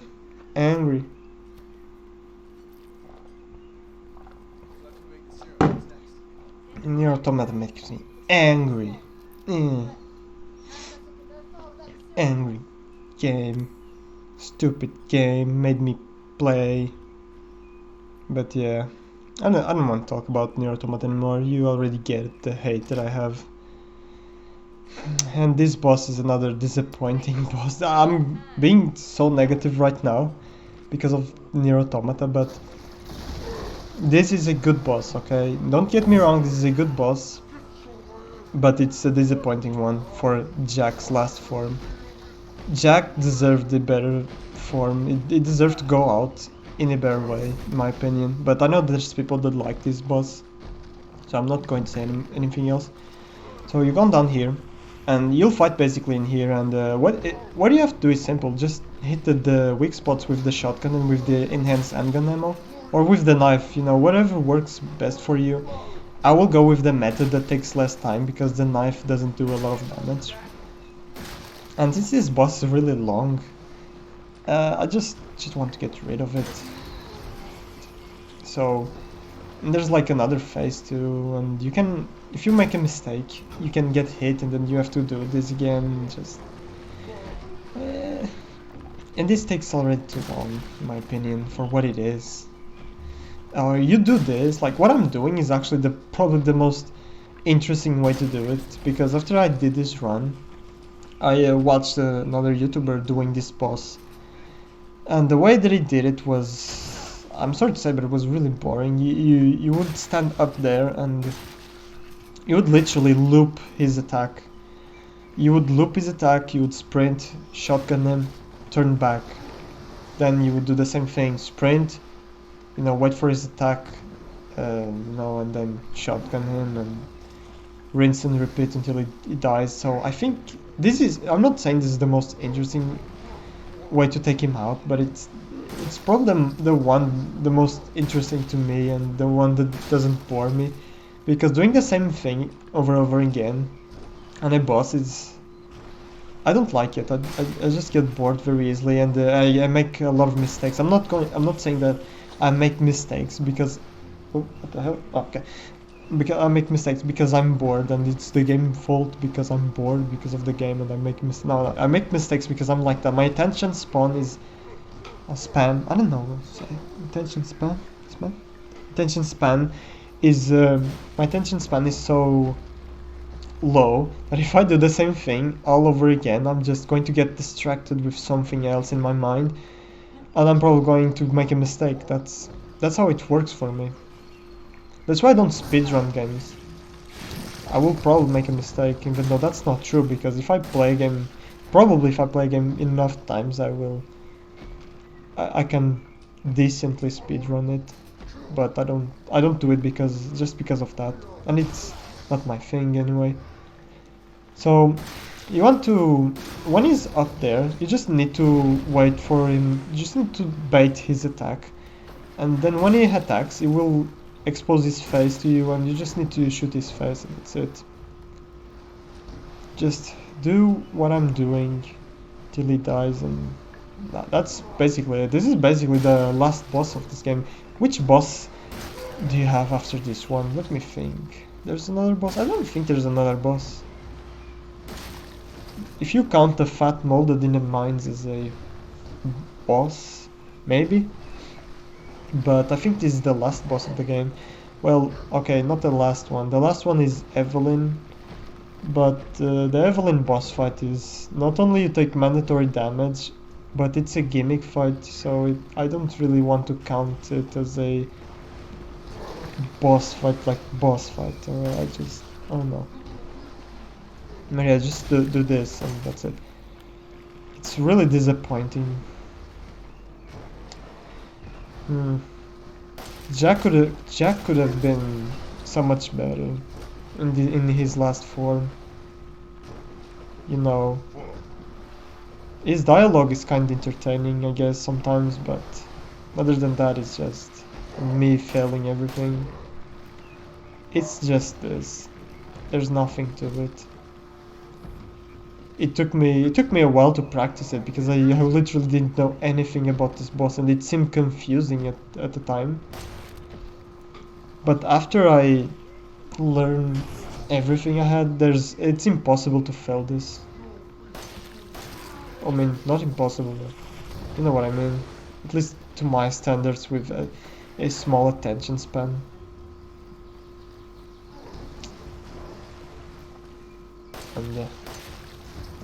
And unfortunately, there's not a lot of other positive things that this game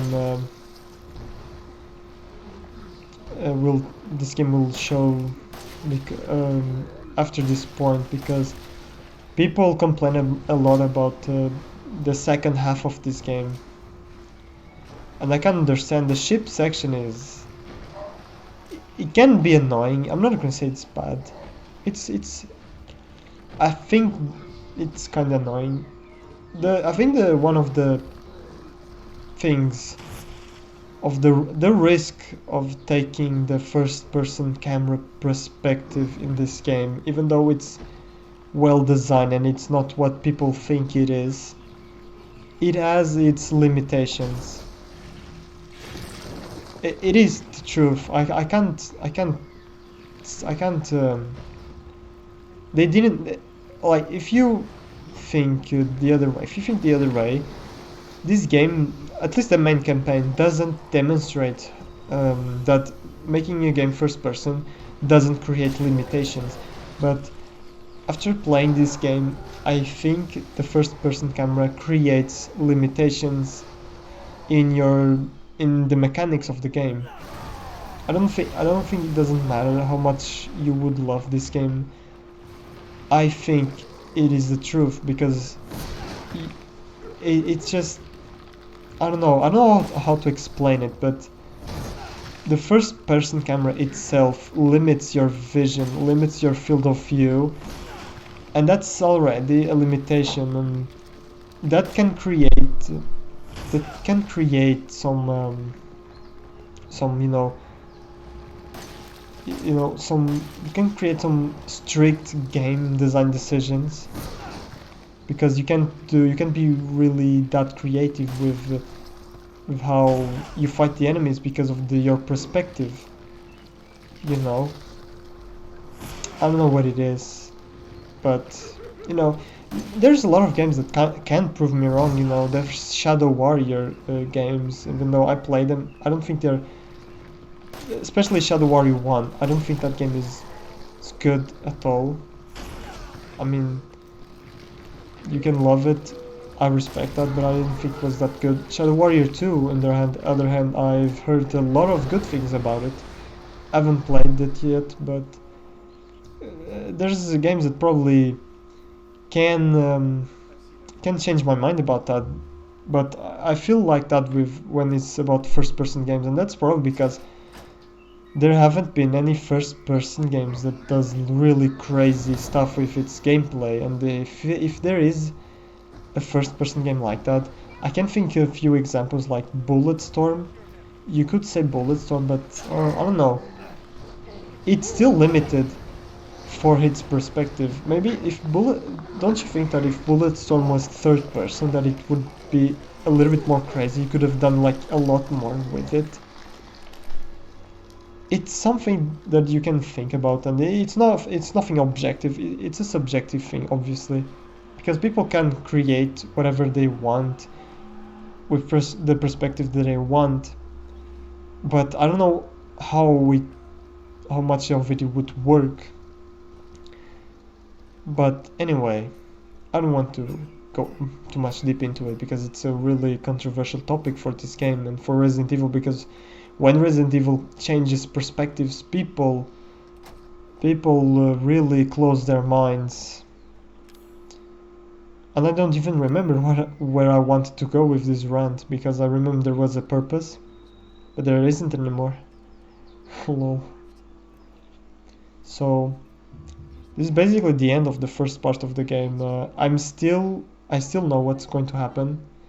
When I get to the part where it's literally my first time playing the game, I will tell. Don't worry.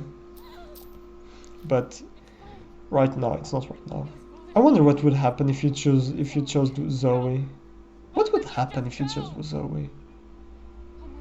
Because would she come with us or with me instead of Mia? That would change quite a lot of the story, because oh, sorry about that. Because it's important that Mia comes with us so you can experience her part of the story. So I wonder how it would be. Or maybe you would, even if you gave Zoe the vaccine, probably Mia would come with us anyway and Zoe would be left behind, even though that doesn't really make a lot of sense. Or maybe they would both come with me and Zoe would would get lost, or when the boat turns around. I don't know. It's weird. And the game gives you a lot of checkpoints here too, if you notice. And the checkpoint will be always in a good place, not after a cutscene. The only checkpoint that is before a cutscene, not after, but before a cutscene, is in literally the first checkpoint of the game, in the beginning, the guest house, which is kind of stupid, to be honest. They noticed that and they still went with it. I don't get it, personally. But yeah, we are 2 hours and 45 minutes into the game. We're almost close, 1 hour, almost 1 hour close to the end. And yeah, people say a lot about these games half, and I don't know. Do you think? I don't think it's that bad. I just think that no, actually, probably I kinda know why it's bad. Because there's a lot of sections in the next part where you can't fight back.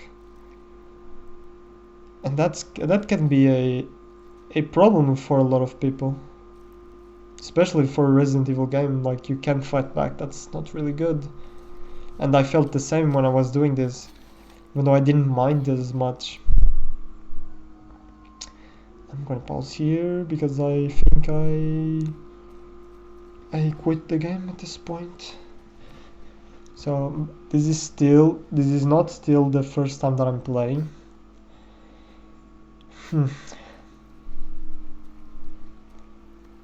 And there's Ethan. You never see Ethan's face in this game.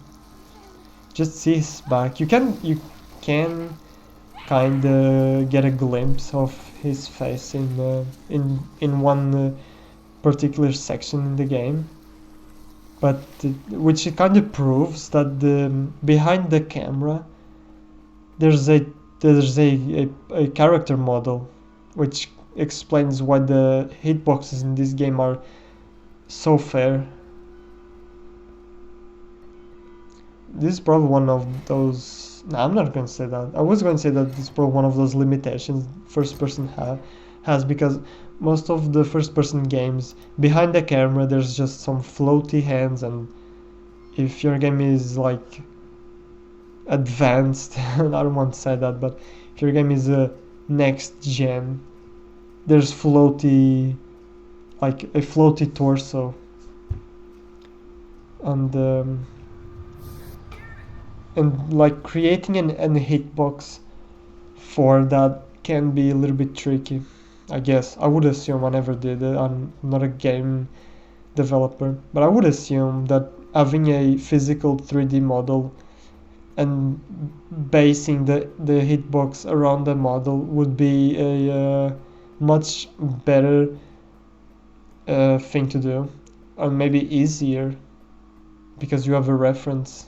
And without the character model, you don't have a reference where the hitbox will be. So designing a character hitbox would be harder, right? I would imagine. This is my ignorant view on developing stuff like that.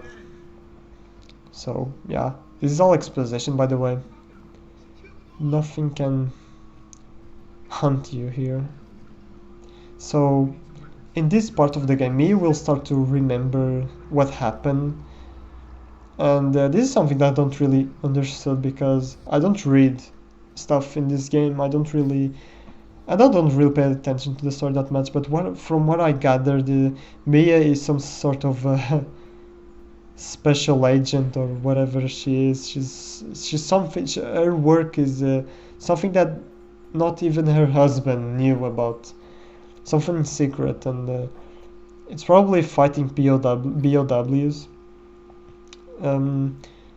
It's something along those lines. I don't know what it is. I didn't read into it but she forgot about those memories. She forgot like how this happened, and she's going to start remembering, especially when she watches a cassette tape, and she's going to start remembering of what happened, how all of this happens, and what started this game. And it's a decent way. I have to admit, it was a decent way to explain everything. I like the ending of this game. The ending of this game was pretty good. It gave me goosebumps. You know, I have to admit the story in this game, what had it had its moments. You know, and here's Evelyn. She's the main villain of this game, and yeah, I mean, not a very threatening villain, I guess. Like when games have ghost little girls, I don't find them threatening at all. I don't really find them that threatening. I but it is what it is. I guess it is kind of unfair, to be honest. What I didn't really I didn't really understand the story of this game, but I don't think that Evelyn deserved all the harsh. Okay, she deserved it because she killed a lot of people, but once again, like, she was created in a laboratory, right? She's literally a rat lab or something like that. I would assume that from what I gathered from the story so far from the game by playing it the first time. Like, she doesn't have like morals. She doesn't have she doesn't know what she's doing. She just wants a family or something like that. And it's kind of sad because when you inject the serum, she gets old, and she's like, why everybody hates me, and stuff like that. It kind of hits me. It kind of hits me because I don't know. Like, she did horrible things. That's a fact. She killed a lot of people. That's a fact. But I don't know, man. And I'm wasting. No, don't you dare waste that bomb. Yeah, don't you dare waste that bomb. The bombs are so important in this ship section. You don't want to waste it. But yeah. Evelyn, it's not a really threatening villain, and her story is has a sad tone into it, even though you're doing justice. But that justice is just, I don't know, it doesn't feel right. It doesn't feel that you've won. You go through this game, there's a lot of people that die, and your character, the characters just really want to get rid of Evelyn. They say that she's a little bitch. That's a little bit harsh to tell that to a child. It's a little bit weird, in my opinion, but they say that a lot. But they are really angry. But I don't know. To me, I wasn't really. It was kind of sad. I don't know. Because I'm here like looking. What am I doing? Yeah, I think I mistaked the cassette tapes, and I don't know. Probably the most. It's a really interesting villain for a Resident Evil game, because the villains in Resident Evil games or they are evil scientists, or they are super action mans, like Wesker. Wesker was like over the top action man villain. And then in this game you have like this villain that, from the runs that I've seen, people don't like her because she's annoying and she's a little brat. But to me, I'm just like, I'm conflicted. It's one of those main villains where, if you think about it, even though the game has nothing to do with it and it wasn't the intention of the developers, I know the developers, people make a game, literally people make a game Reddit like literally turns every rock of the game, search every like texture, and they're like, oh, there's a meaning in here. It's deep. It's a deep meaning. You know, this is texture over here. You can see this hole. That there's like a lore to this hole. But I don't really care about that. But there's games where even if it's not the developer's intention, sometimes I think about some things. Sometimes I think about it like more deeply than you would think about it. Like this villain, nobody likes her. Everybody thinks that she's annoying. It's just kind of written to be annoying, so that you don't get. I guess so that it's not because you were literally killing a child in this game. So let's make her annoying so that people don't see anything wrong with that. Though it's a video game, like whatever. I don't mind that. I have no problems with that.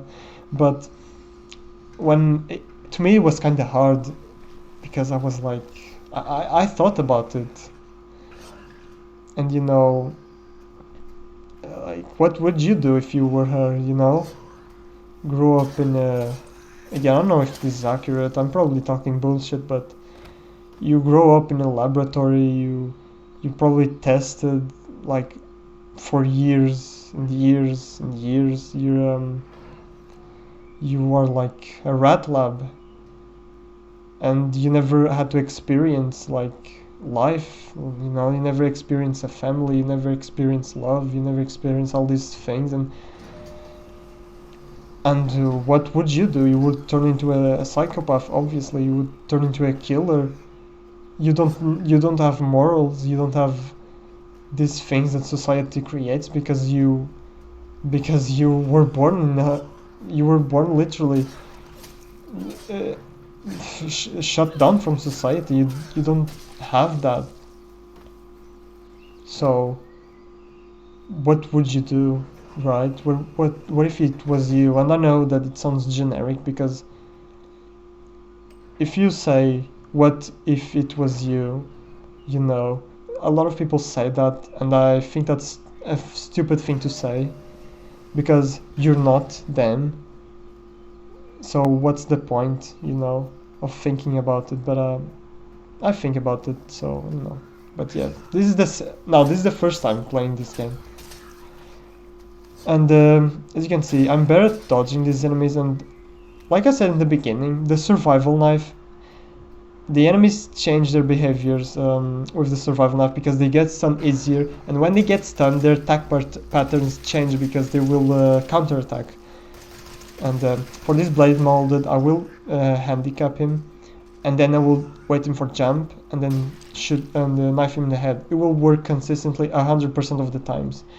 Every enemy that is down on the floor because it doesn't have a limb, it will die 100% of the time in Madhouse difficulty consistently, and just to reinforce, one hit with the knife. Look, well, that wasn't one hit because I'm not hitting the head, but since you hit the head, it will die, and it's the best way to deal with enemies in this part of the game, believe me. And I will be doing that, and it's kind of funny too because when the enemies are crawling on the floor, they look like fish because they jump around to get you. They look like little fish, and it's so funny because they're just jumping into their deaths because they don't have an active hitbox when they jump. They can't hit you, not that I know about it, but they can do that. So it's funny to see. It's a really nice way to exploit the enemies and kind of make fun of them because the enemies are really lethal in this game when they're in groups. And I have to say, there's something that happens in this run. I'm glad that it wasn't a successful run. So lucky that I got it. It was so lucky.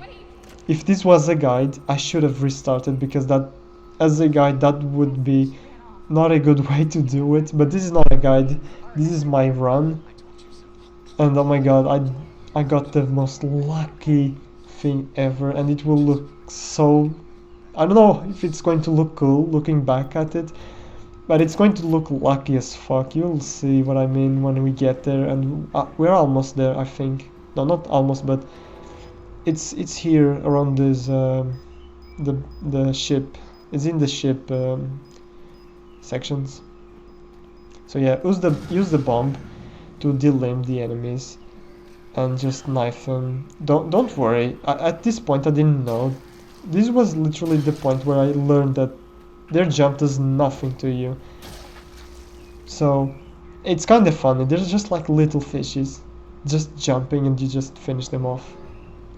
It makes this sequence really not that hard, even though I had a hard time practicing this until I found out the crawl that when they crawl it's the best way to deal with them. There's more bombs. I don't know if you can craft bombs in this game. Hopefully you can, because they're really powerful, but I never found out about it. But I suspected not, because they're powerful. And there's not the logical material for it, if you can say that. Oh, sorry about that. But yeah, just do it. Just do it. There's going to be another one. There'll be 3 enemies in this area. I will use the bombs. I'm not going to hold myself, because the game will give you a lot of bombs, and I will waste one too. In one part of the game, you'll see. So delimb these guys. Don't do it when you're. Do it when you're crouched. Don't do it when you're standing, because it's hard to hit the hitboxes, and they'll probably. If they get close to you, attention, they cannot grab you or hit you when they jump at you.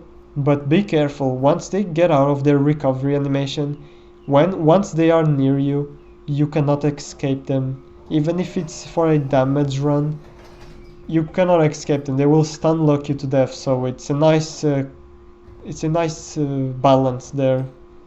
For players that don't risk what am I doing? For players that don't risk doing the things that I did, they just wreck you. So I will recommend you to do that.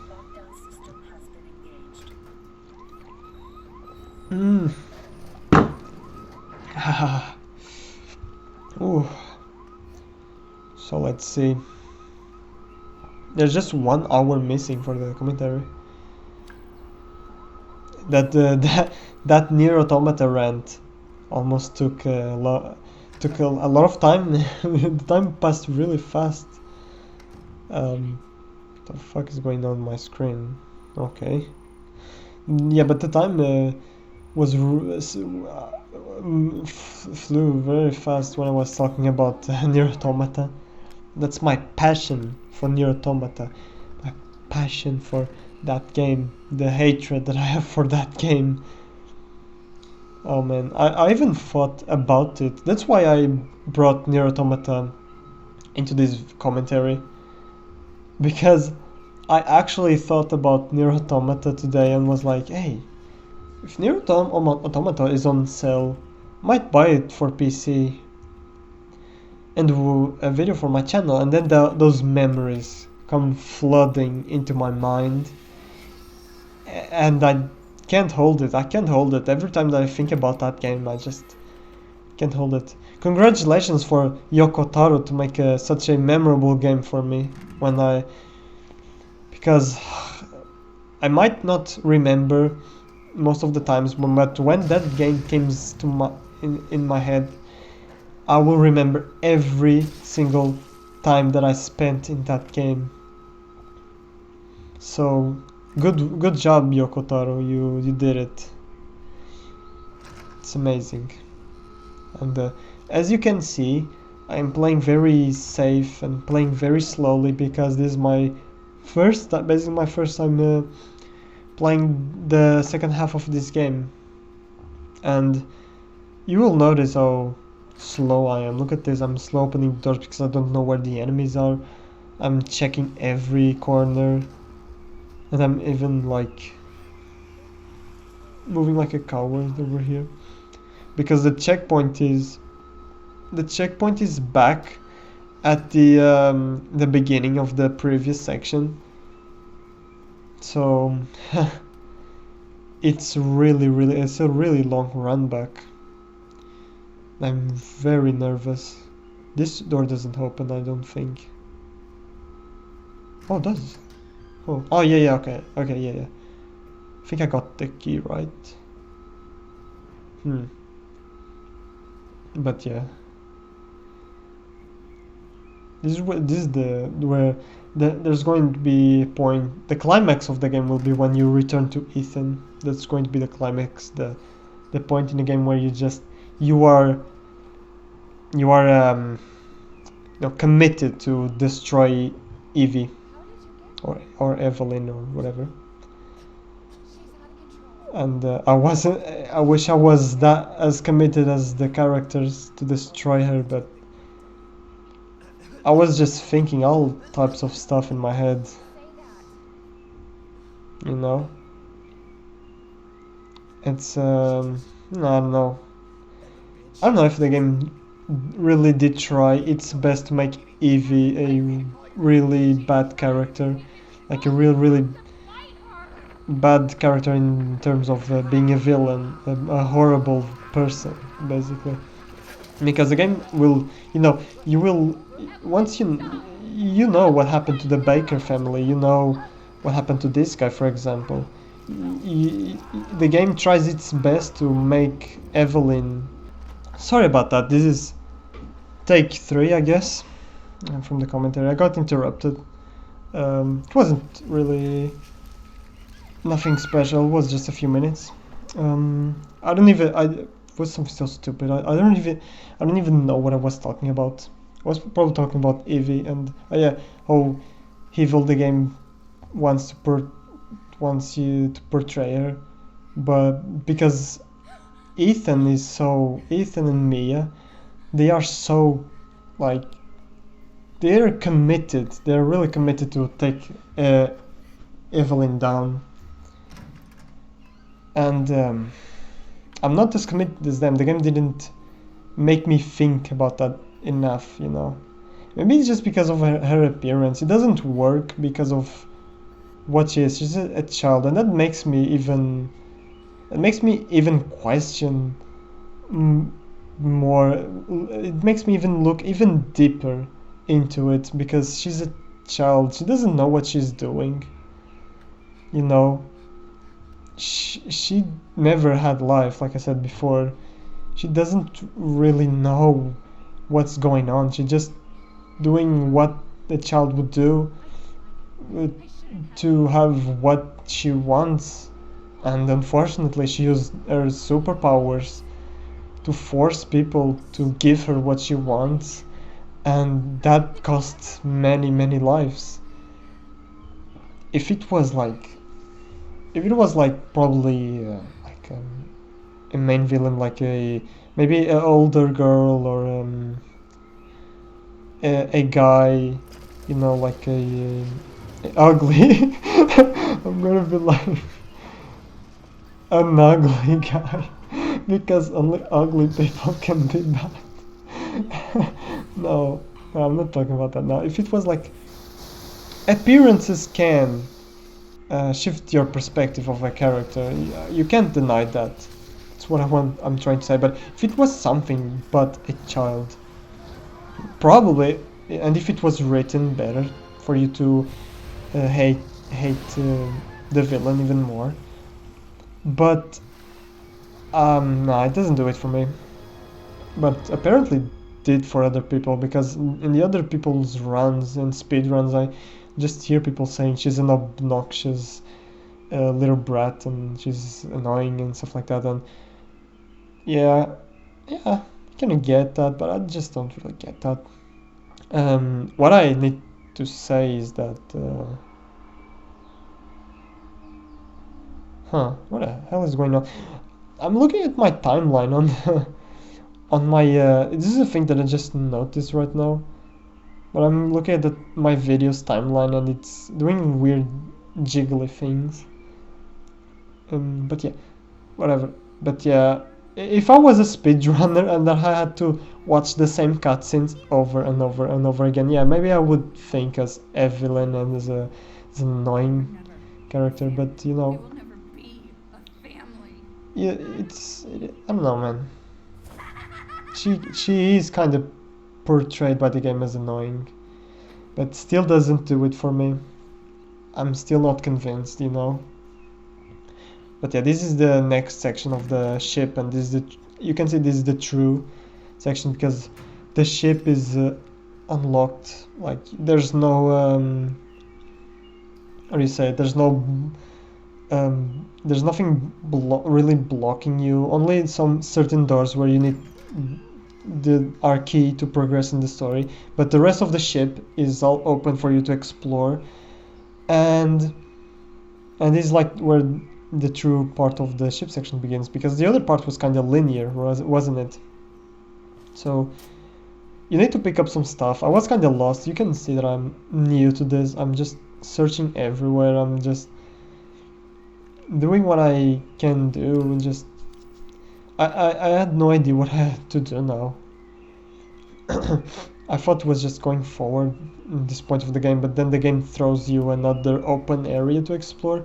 It kind of caught me off guard because I thought the game was already going to the climax, but still it doesn't still do it. So you still have to put up with the ship section,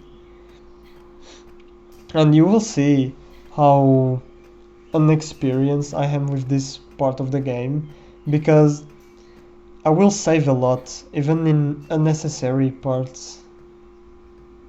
And it's going to be kind of painful to watch for me because I'm like I could have done this better. I could have gone through here a little bit faster. And it's going to take a while to progress. This part's going to probably take like half an hour, 20 minutes at best. Meanwhile, I'm looking for stuff for the keys and stuff like that. I can talk about my history with Resident Evil, and you don't know about this obviously, but I'm not a Resident Evil player, like hardcore Resident Evil player. You probably know about this because of this gameplay, because this is my first time playing this game and doing a no damage run. If this was like a true Resident Evil player, I would play it like 50 times first and then I would do my run for YouTube. But I'm not a massive, hardcore Resident Evil fan. I like Resident Evil games. I think they're amazing. They're probably the best survival horrors there is, along with Dead Space. And for some reason, for some incredible reason, what are the odds that a series like Resident Evil will be the series that will change video games forever? Like, what are the odds? Like, there's a lot of games out there, but Resident Evil was the one that changed everything. That's incredible. And what are the odds that Resident Evil, like a genre that nobody cares, honestly, the most niche genre is horror games, because horror games, not everyone can take horror games. There's people that are scared of everything. Not everybody can take them, so it's kind of a niche genre. And I know that Resident Evil kind of got away from that, but it was known as that. And the fact that Resident Evil was the one that took the step to be like one of the greatest game series ever is just it amazed me. There's so many games out there. Before Resident Evil 4 there was so many games out there that could have done what Resident Evil did, but no, Resident Evil 4 was the one. They did it, and Phew, it's amazing. It's when you think about it like that, it's amazing. And there's no denying that I'm not a hardcore Resident Evil fan, because I don't want to say massive, because I can be a massive Resident Evil fan and not do the ridiculous stuff, you know. But I'm not a hardcore Resident Evil fan. I never played the games like in a series, like focus, like the only thing I play is Resident Evil. I'm not like that, and I still can see I see that I still can admit and respect that Resident Evil was a series that changed everything. And my history with Resident Evil started with, well, if I want to go really back, it started with Resident Evil movie. That when I was a kid, I watched it, and it was, oh, this is horrible, because it's so gruesome, and in my child mind I was afraid of it, because I didn't know what the zombie was. How weird is that? Like in the Resident Evil movie, there was that scene where that zombie bites that a guy's arm. I don't know which guy's. I think it's the girl. I don't know. I've not even I haven't watched that movie in years. And when I saw that as a child, I was like, why that person is doing that? Because I didn't know it was a zombie. The concept of a zombie didn't come into my mind at the time. And it was terrifying. And there's that laser. I watched that laser part. Whew, that shit got me as a child. It really did. But that really doesn't have to do with anything. It's just more fluff to add to this boring gameplay. I'm sorry about that. It's just that. But it actually started with Resident Evil 5. Back when the game was new, and it started with a video that I watched on YouTube before I got my PlayStation 3, and it was actually what made me buy a PlayStation 3, because I had no idea games for the PlayStation 3 even existed. I had a PlayStation 2. I was happy with my PlayStation 2, but then I searched YouTube gaming. I was getting into it, and there was Resident Evil 5, and I remember that I knew what Resident Evil was because of that movie.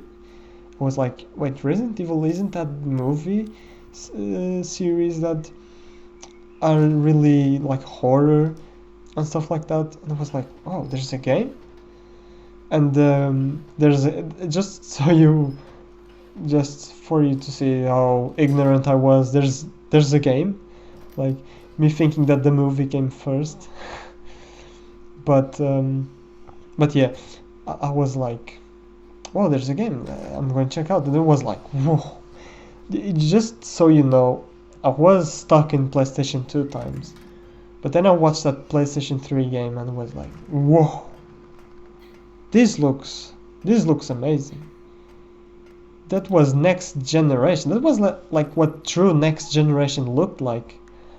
There's no experience of switching, through generations. When you change generations nowadays, everything looks the same. Everything looks just okay. It just looks a little bit more realistic. There's the graphics are a little bit more, a little more done. There's more detail. There's just that. At that PlayStation 2 time, when you switch generations, it was such a big thing. It was insane for my mind. I couldn't process it. I thought it was real life. That game was like, whoa, is this real life? But the game was amazing. In my mind, that game looked amazing, and the gameplay looked amazing. Like Chris punching, I was like, oh, you can do that. You can punch enemies. You can shoot and then punch enemies, and it looks so cool. Oh man!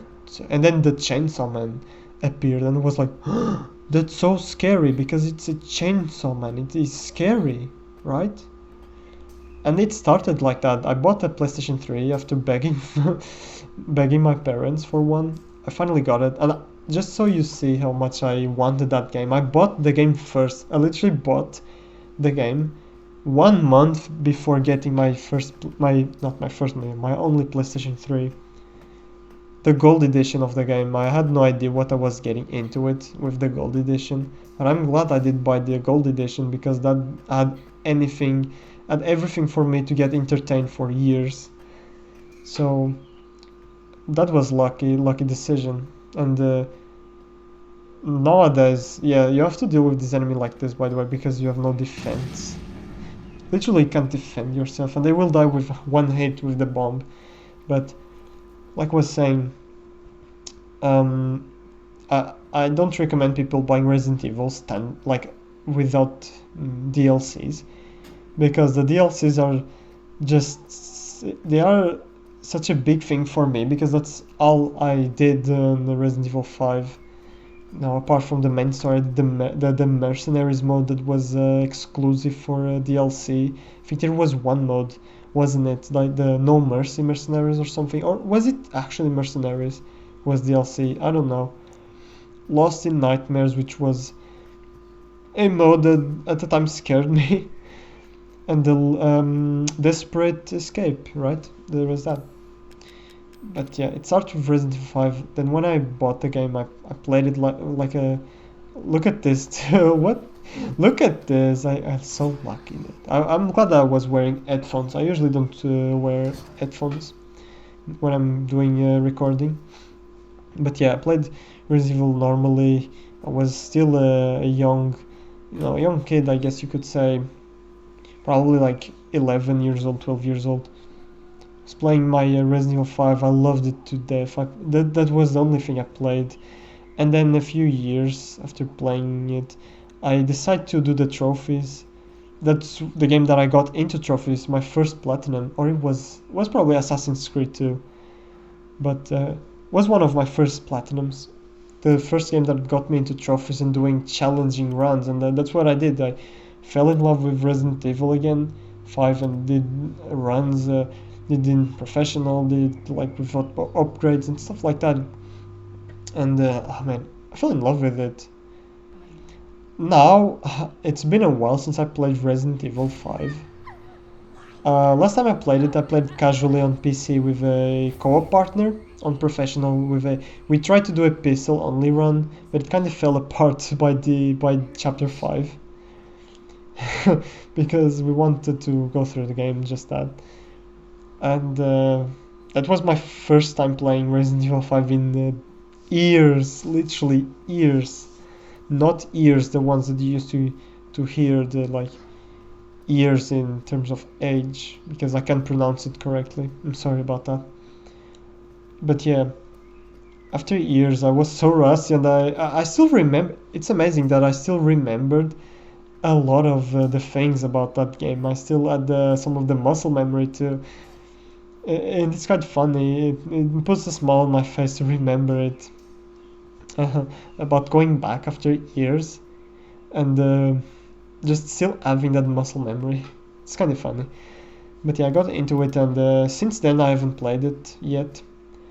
And I wonder if I go back to it, how it will be. I will probably suck at it because it's been so many years since I played it, like for the challenge. But yeah, let's see how it turns out. I will get into it again, do a video for the channel.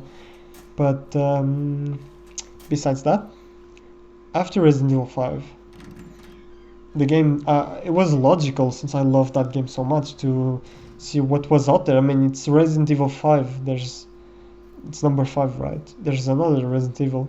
There's other Resident Evils. So I saw gameplay for Resident Evil 4 and it looked like Resident Evil 5, but PlayStation 2. And still the game looked amazing in PlayStation 2. And I don't know how I missed it in PlayStation 2. No, actually, another memory that came up to me. This is before, this is like after I watched the Resident Evil movie. This is a much later memory. But I remember watching someone playing Resident Evil 4 in their PlayStation 2 and Resident Evil Outbreak on the PlayStation 2. And I remember them going out because I was being babysat. I was being babysat. I think that's how you say it. And there was like two guys babysitting me, and well, I was like 7, but okay. And they were playing PlayStation 2, and I loved playing PlayStation 2. That's all I did since I was a fetus. And they were playing this horror game. I was like, oh my god, this is so scary. There's like this chainsaw lady. What the hell? That's really scary. And I would cover my eyes because that shit was scary to me. You know, the ganados when their heads exploded. I was like, oh, that's scary, dude. That's really scary. And so it was that was my earliest memory of a Resident Evil game, this time game. And I remember they going out and buying Resident Evil Outbreak, and that even scared me even more, because there was that part where the zombie is like in the window, and it is like this waving in the window, and the blood is getting on the window. Ooh, this part is important. Look at this. Look at this. Did you see that? I was panicking. I was like, oh my god, how the fuck did I not get hit? But that happens. It's not consistent, but it's something to do with the hitbox, because I think what happened there, I crouched as I panicked, and since they were still running towards me, they ran too far into me, so they're kind of clipping in my hitbox, and that makes them not being able to reach you with their claws, because their arms are kind of long to cover distance since they are on the floor. So I think that's what happened. It's not consistent. Don't use that as a strategy or as a way to deal with that enemy, because it's not consistent, and most of the times you can't even go that near them because they will jump at you. But yeah, that was panic mode and lucky mode, but that's still not the part that I was talking about, that I got really lucky. That's nothing. But yeah, Resident Evil Outbreak, watching that scene scarred me as a child. I was like, oh, that's scary. And yeah, that's my earliest memory. And when I watched Resident Evil 4 on YouTube and I saw the game, I remember instantly, it came back to me. I was like, I remember this game when I was a kid. I remember this game vividly. And you know, at the time it wasn't possible for me to buy video games, so I pirated the game for my crappy laptop, really crappy laptop, by the way. And I played the game, and if you don't know Resident Evil 4 for the original port for PC, oh man, you don't know anything. That port was god tier. It was so bad. But I still played it, and I loved the game. I didn't love as much as Resident Evil 5 because simply because of the controls and the port of that game. It was so terrible. I just really wanted to complete the game, honestly. But the game was fun, but it was so awkward to play in that PC version. I only truly appreciated Resident Evil 4 when I played it on PC, like when it came out, the Ultra HD version, because I couldn't really, there wasn't really another way for me to play it, and I couldn't really buy video games for the PlayStation 3, because I remember that there was an HD version for PlayStation 3, if I'm not mistaken, but whatever. And it went that way after Resident Evil 4. I went even all the Resident Evils, because at the time Resident Evil 5 was the only one that was out. So I went back, went to the good old Resident Evils, and this is where I'm going to waste my bomb. Don't do that, by the way. I mean, do that. Don't do anything that I'm doing right here. Don't use this as a guide, because this is not a guide. This is a failure. I will only escape this part because I got super lucky. Alright? But again, after that I tried Resident Evil 3, Resident Evil 2, Resident Evil 1, had a lot of fun. I bought my first Resident Evil, the first Resident Evil, the PlayStation 1 Classic version for PlayStation 3, with my first money was that I got was with that. And there's Resident Evil, and then after that, I was so into Resident Evil that I was up to date with all Resident Evil news, and I was waiting for games. And there was a time where Resident Evil games weren't really coming out. I remember a Brazilian blog about or a website about Resident Evil games. It had everything I needed there because it was like a really big Portuguese encyclopedia of Resident Evil games and everything about them, like characters, monsters, and I spent a lot of time looking through all the Resident Evil games that I couldn't play. And this is the lucky part. Did you see that? How lucky that the fat mole didn't decide to rush me. Whew, that was lucky. I should have died there, but I didn't. But anyway, there was that website, and that website posted news about Resident Evil. And remember at the time, I was waiting. You might not believe me, but I was waiting patiently, and I was hyped about, like everyone that the forum slash website was, about Resident Evil Operation Raccoon City. Remember that game?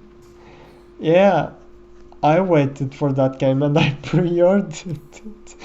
And for my surprise, the game wasn't that good. Oops. But yeah, I was waiting for Operation Raccoon City. I still enjoyed the time that I had with it. I did all the trophies. It wasn't miserable. Like, it wasn't that miserable. Not Nier Automata levels of miserable. I didn't play it like with restrictions of or something crazy.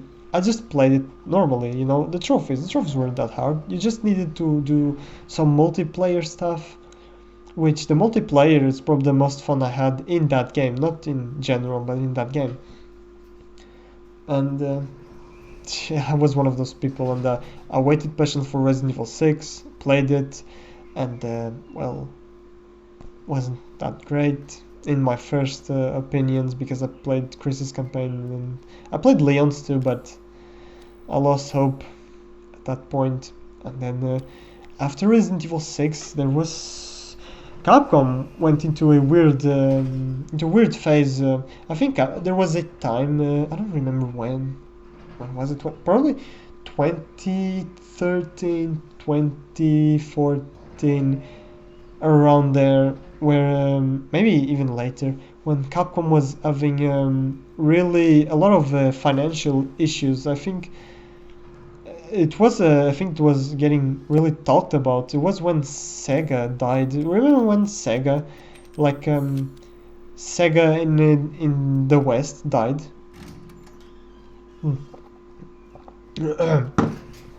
Oh, I'm sorry about that.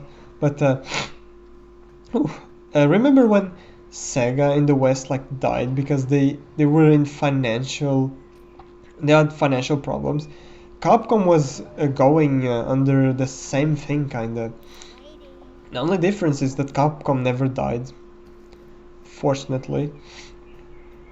And at that time, Resident Evil games weren't really coming out, and the ones that came out, I couldn't play them because they were on the 3DS, like Revelations.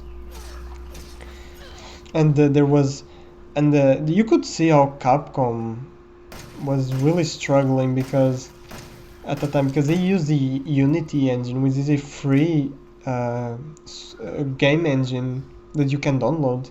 They use that engine. There's nothing wrong about using that engine, but if a big company like Capcom uses that game engine, something's not right, you know.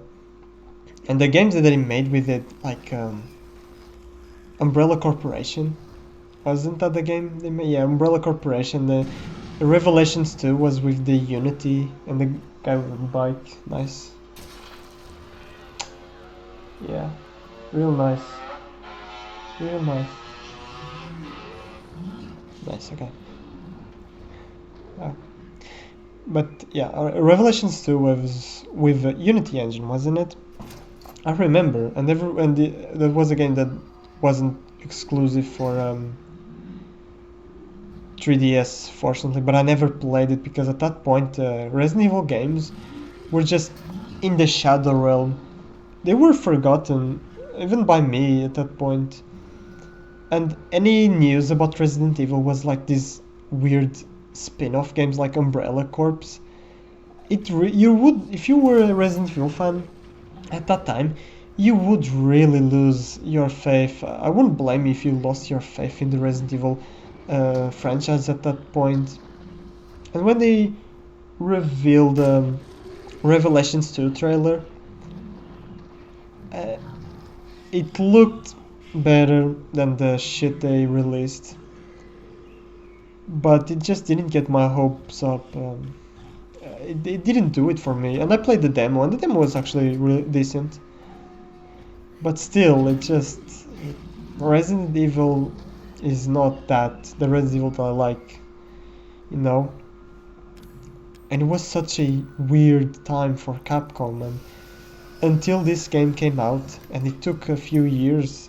That for you, in your perspective, like 2 years probably, or maybe it was like 2 year intervals between Resident Evil games, but that for a Resident Evil fan and for games such as Umbrella Corps and Revelations 2 that are just games made by with cheap game engines that y- the game design is just not the same. It doesn't shine between the really great Resident Evil games. It was such a dark time for Resident Evil franchise until this game came out, and I was surprised dude, tell me that I wasn't the only one. That when they dropped a Resident Evil 7 teaser, tell me that I wasn't the only one that was thinking, wait, didn't they quit working on Resident Evil games? Because after Revelations 2, I was at the point, and then 2 years after Revelations 2 and Umbrella Corps, I was like, Capcom has quit. Capcom has quit Resident Evil. There's no point. They won't bring it back, obviously. And then Resident Evil 7 came out and was like, huh, they actually are working on the main title too, because it's a number title, so it's a main title. And then the teaser dropped, and it was not, it's for sure not in a Unity engine. It's on the new engine, and you could say there were the games that they released, those reboot like games, were for money so they could work on this engine in this game. And since they were on the financial crisis, it kind of makes sense to release these bootleg games at a much low cost as possible. But yeah, well, they got out of it, I guess. They Capcom now is winning. Capcom is strong after Resident Evil 7. A lot of people liked Resident Evil 7. A lot of people disliked it, but you know, for a controversial game sell a lot. So Resident Evil 4, everybody knows about it. Even if you hate the game or if you love it, everyone knows about it. And Resident Evil 7 is one of those games everyone knows about it, and it's a really controversial title because of its, once again, about its change in perspective, and controversy sells. So Capcom made it. I don't know if at this point Capcom was still in the same financial situation as they were in like 2013, 2014. But I think this game did help a lot. And after this game, their confidence with Resident Evil went up, and I mean, they have the engine, they can do whatever they want with it. They made something that would for sure make people buy more Resident Evil games that people were asking for years.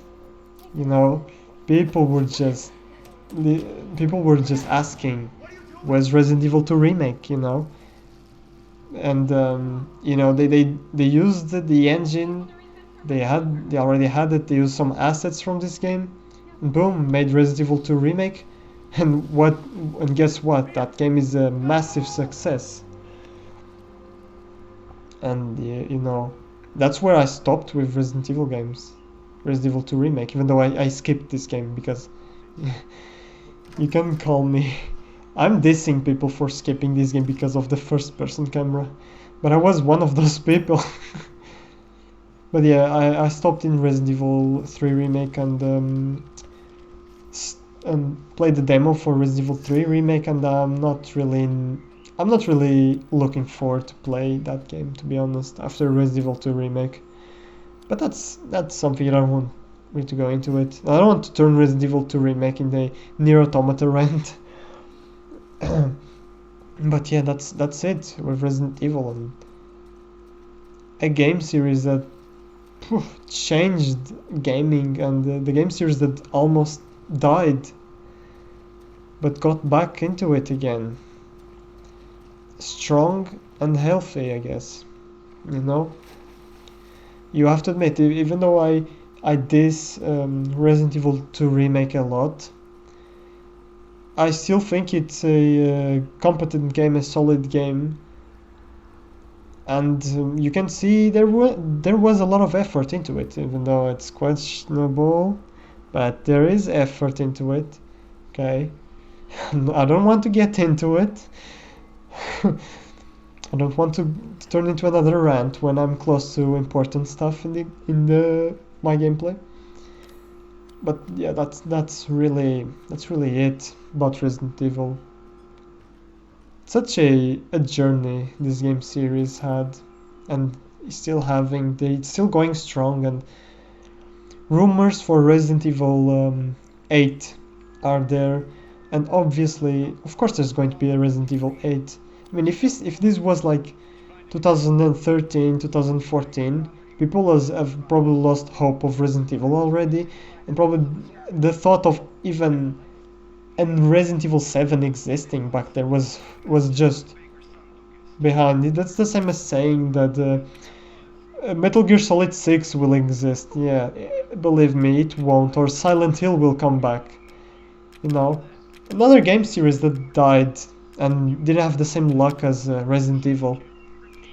You know, those series, it's the same as saying that. So at that time, but now, since Resident Evil is strong again, they're definitely making a Resident Evil 8, and the rumors of Resident Evil 4 remake.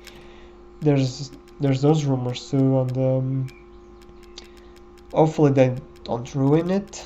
In my opinion, we don't need that remake, but it would be interesting to see where they go with it, and even if it sucks, well, at least it's going to be entertaining seeing people trashing that game, you know. You gotta give it that. You gotta give it that. It's even funnier when people trash bad games, you know. And when the game is bad, that gives it even more charm. Even though Resident Evil Remake 2 has no charm to me. It's not even fun to make fun of that game, but whatever. And speaking of, you know, Silent Hill, how it died, that was another game series that was so strong, and it died. It just died. It's sad when you think about it, and it's sad that when you think about Resident Evil almost had the same fate. It's really sad. You know, another sad one, Dead Space. Man, Dead Space. Oof. I will talk about that later, because in this part you can kill them one by one, but I don't really want it to take time at this point, so I will waste a bomb here because I still have bombs. So I will incapacitate these enemies. Incapacity. I can't talk right now. These enemies and goes for the button. It's really important that, to me at least, that I did that because this video is already long enough. I wasn't thinking about the video, but I felt that the run was kind of dragging itself. And then you will have this terrible elevator ride. The pain of the run back. And they did a really... The run back here is amazing because this, like I said, my first time going through this area. There's this fast molded. Don't even try to use a knife parry. Just kill him with handgun ammo. The other two molded, I will use the bomb because there will be a bladed one, and when there's always a bladed one, there's always that threat. So I will use the bomb, I think. No, I won't use the bomb here. I will use the bomb for the other fast molded. So I will just wait for these guys to come. And then I'll turn around and I will use the tripwire to my advantage here. So it doesn't kill him. And here I am making a mistake, but when he doesn't have an arm, they are so easy because you can literally predict every attack because you will only use one arm to attack you, so you already know where to dodge. When they have both arms, you have to focus on what they are doing in their telegraphing. When they have one arm, it's a joke. So I will use the bomb here because there will be a fast molded. And I love how they balance this area of the game, because this area of the mines is the most packed area of the game. There's a lot of enemies at the same time, and it can be a little bit tricky to get to them, even though you have the tools to deal with them. But I love how they balance it around the enemies having not having like a limb, a certain like right arm or left arm, making them crawl. It's a real nice touch because, if these enemies were at their full potential, it would probably be a lot more annoying, but no, this guy doesn't have an arm, so I can take him with the knife. The only thing you have to be careful with the knife is if they bite you, but their bite is so well telegraphed. I mean, sometimes they will just jump into the bite animation, but usually it's telegraphed and you can see through it, so you just need to crouch. There's no way they can, even if you're right in front of them, there's no way they can bite you when you're crouched. And I think that this is it for this section. And talking back about Dead Space, and that series literally breaks my heart. Its death literally broke my heart. It's one of those games that I fell in love with, and seeing it going out like that was it was so sad. It's a shame that it was EA that had Dead Space, because EA only cares about money, and Dead Space wasn't making any money. And oh my god, Dead Space 3, EA changed Dead Space 3 around to try to appeal to every the mainstream market, and they didn't make the amount as they expected, even though they made a lot. And that's basically how Dead Space died. Dead Space literally died because EA didn't make as much as they wanted with that game, even though it was decent or good. To me, it was good. I mean, if any game could make that right. Oh, it's so sad, and it's sadder than Silent Hill, because I was never a Silent Hill guy, even though I played a few of the Silent Hills and I like the Silent Hill lore. It's impressive. But what pains me even more is that we got cock-teased by Konami about Silent Hills, and 2 years later, what they do? Cancel it. That was a real heartbreaking moment. Remember that? Do you remember that? After playing that cool teaser, that really creative and so a teaser so full of clues and content, and I fell in love with that teaser. I really did. That teaser just has so much into it. If you look into it, that teaser has so much. As such a how such a small teaser can give you a lot of story behind it. It's amazing. But what did it came out of it? Nothing. It, Nothing came out of it. It's really sad. Really, just imagine a world where Silent Hills came out and Metal Gear Solid 5 wasn't a rushed mess. Could you imagine a world like that? It reminds me of that meme. The society, if Silent Hills existed, and it's like a society, like it's in 2000 years in the future. Can you just imagine? I know it would be a divisive game because people would complain the game is a walking simulator and it has nothing to do with Silent Hill, but people are always like that with changes. But I think Silent Hill would be probably better received than Resident Evil because Resident Evil has such a big divide already in the community. Resident Evil 7 just came and slapped everyone in the face. But I think Silent Hills would receive a way better would have a way better reception. Yeah, in this section, by the way, there will be a lot of enemies, and the shotgun is literally the best way to deal with them. And one thing I have to tell you is that you will see a transition, and what that means is that I went back like all the way to the last save point and saved my game, and I didn't really want to show the run back because I suffered through the run back, and I don't want you to see that. So, and I wasn't really experienced at this part. Again, this is all new to me.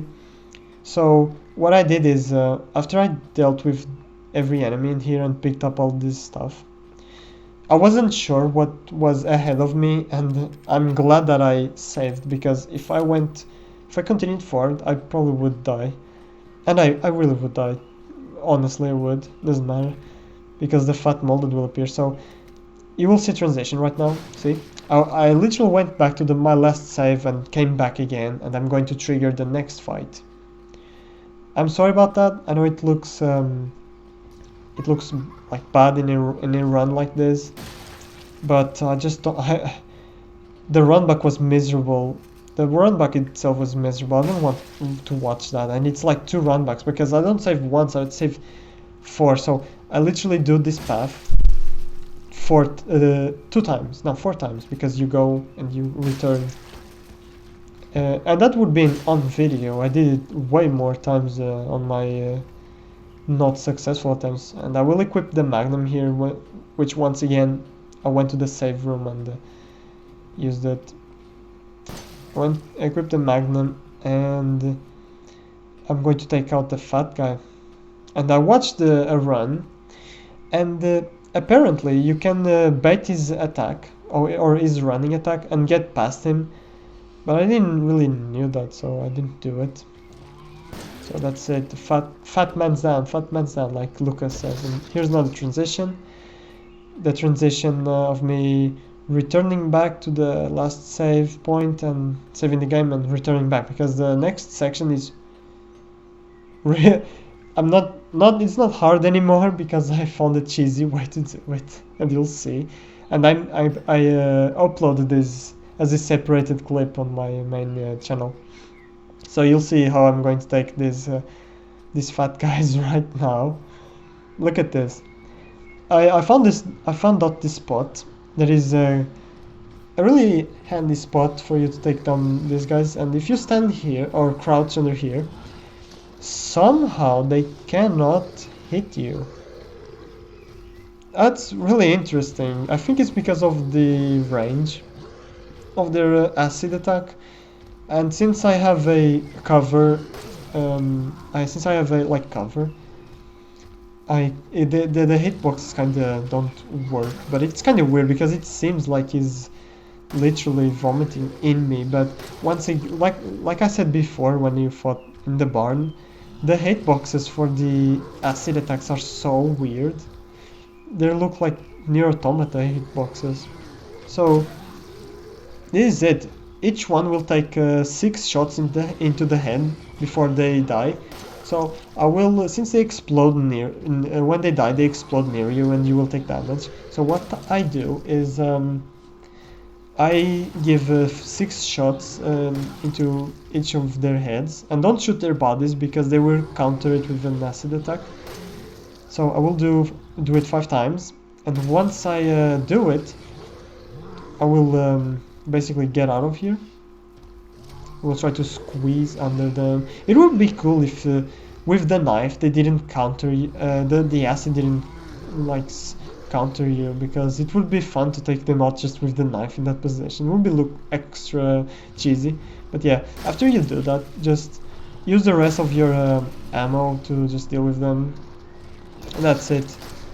Not the most graceful way to take them down, but it's sure as hell effective. And I wonder if it works in the barn, because that works even if you're not in a corner. And I know that because when I was practicing this fight, there were times where I literally would crouch under the fat molded, and it could not hit me. It could go around me, and that's a risk of not being on a corner, because it could go around me, but it could not hit me for the love of God. And he couldn't grab me too. He tried. He couldn't grab me. So that's that. I wish I could try on the barn, but no, I don't know if I'll try. But yeah, this is the way. I try to skip past these guys like every time. The time that I actually had success, the bomb at the end wasn't defused, so I got hit by the bomb. But if the bomb wasn't there, I probably would have got this without killing them. There's probably a way to do this without killing them. And guys, you know what this means? You know what this means. We are at the end of the game. There's literally nothing like challenging to do anymore. Like the only part where you can take damage here is Mia, but it's not technically damage. But I didn't take damage anyway. I took it on my practice run, but I didn't want that to happen, because you don't lose life when she attacks you with the chainsaw, because it's an hallucination. You will get a physical reaction from the character, but it doesn't count as damage. But besides that, there's nothing that can damage you that you can control. What can damage you, you cannot control, and it's the last boss fight. And this is the part. This is the proof where there's a 3D model, I think, unless they just made that model just for this scene. But I don't buy it. I think there's an actual model behind it. And this scene was so sad.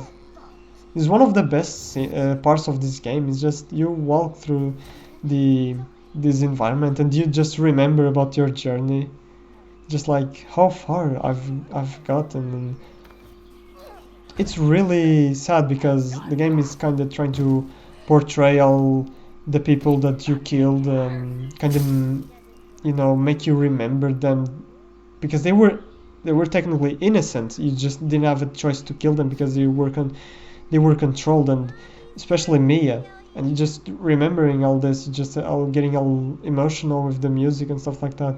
So it got me a little bit emotional, especially when my thoughts about Evelyn. I was like, it's kind of sad. Like this part, like shows the syringe, just like Fred. I don't know. It just something inside me. Just And here I was like panicking because this is the first time I saw that. I was like, time to my muscle memory from the first time I played this game kick in. Took a while. But yeah, you can, that if you don't block that you will take damage, but it's not technically damage. Here I am trying to go to the, see if I can exit, but you can't exit. Yeah, and it's kind of sad. It's kind of sad. Just go through this area, it's all, it's kind of a mood. It just makes you think about it. I don't know, I'm still really conflicted about this. Is part I was like, oh my god, this is literally my first time reacting to this, and I'm blocking, trying to block, and but she doesn't do anything to you. That's just an hallucination. It's a smart move, but this is sad. Like, I don't know, Evelyn, I don't know, man. It's so conflicting. I will block her attacks. You need to block if you want to do this, but you will take damage anyway. It's mandatory damage. And it's kinda sad, you know? Just end her like this. She never had anything, you know? She never had a life.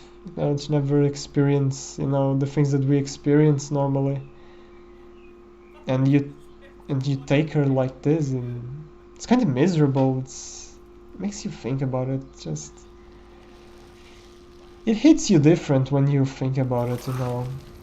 When you're in the moment of the game, you're like, fuck yeah, dude, yeah, man, let's fight this boss. But then when you think about it, you're like, it's kind of sad, and it's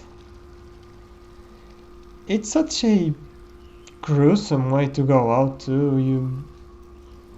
You are a monster in other people's eyes, and the way that, and you are going to be taken out as a monster, you know. It's really sad. And here, mandatory damage. That's probably the saddest thing about this boss. But yeah, all of this mandatory damage, so yeah. There's just no point in me even talking about it. You just need to shoot the head. And but yeah, like I was saying, it's really sad, you know. Would you blame her? What she did is unforgivable, that's true. But I don't know. It's conflicting, isn't it? I'm probably making this story look more than it is. But I can't help myself but think about it. You know, Evelyn, you know, I don't know, man. It's weird. Now I'm getting emotional. I'm not why I'm getting emotional for such a villain, like a literal villain that everybody thinks that it's annoying, that it's just a little brat, and I'm here just getting emotional because of it, like, for her. Yeah, but the showdown it's eye candy. I'll give it that. The showdown is eye candy. You don't do much. It's basically a cutscene. But even though Ethan, you know, Ethan is just doing what he gotta do. You know, he's just doing what he gotta do. You know, Ethan is a badass. He's a badass. You know. I like Ethan. Ethan is a cool character. You know, he endured a lot. Especially if you take damage and you see all of those gruesome animations. Like, it makes you appreciate the journey. You know, Ethan just endured hell. He went through hell in one night. And he got nothing out of it. I mean, Mia was still alive. If Mia actually died, that would be extra sad because Ethan literally came here by his own choice, and he didn't even knew what he was getting into, and it's impressive because he went through one hell of a night, and he lost. He came with the purpose of getting something, and he's living with nothing. I mean, technically not nothing, but he's living. If Mia died, he would live with nothing. It would put more weight into the character development, in my opinion, because if they used Ethan in another Resident Evil game, you have the weight. You know, this character already has this baggage. No, is but Mia is alright, as you can see. She's using enhanced handgun ammo to make as a blood transfusal. I know that's not enhanced handgun ammo, but it looks like the enhanced handgun ammo or the strong chem fluid thing back. And yeah, this is the end of the game. I already talked about everything I could about what I thought about this, and I'm going to just, if I talk more about what I think about this ending and the story, I will probably repeat myself. So yeah, Ethan is just remembering the night, just trying to process everything. It's a shame that the bakers weren't saved. No, they were really really iconic characters, the Baker family. But yeah, that's the end. That's the end. A really good, nice little ending, I guess. And I'm going to end the video when I get to the title card, because here it is. No, it's in Portuguese, but it's a what do you call it in English? I forgot. Madhouse difficulty. Those are the amount of times that I retried, as you can see. Oof, that was a lot of retries. And the collectibles, I barely noticed that. In old coins, archives, and healing items was 3 healing items because I healed in the mandatory damage at the beginning, and that's it. So I hope you enjoyed this run, and this was a really good one, and I hope that I'll see you in the next project.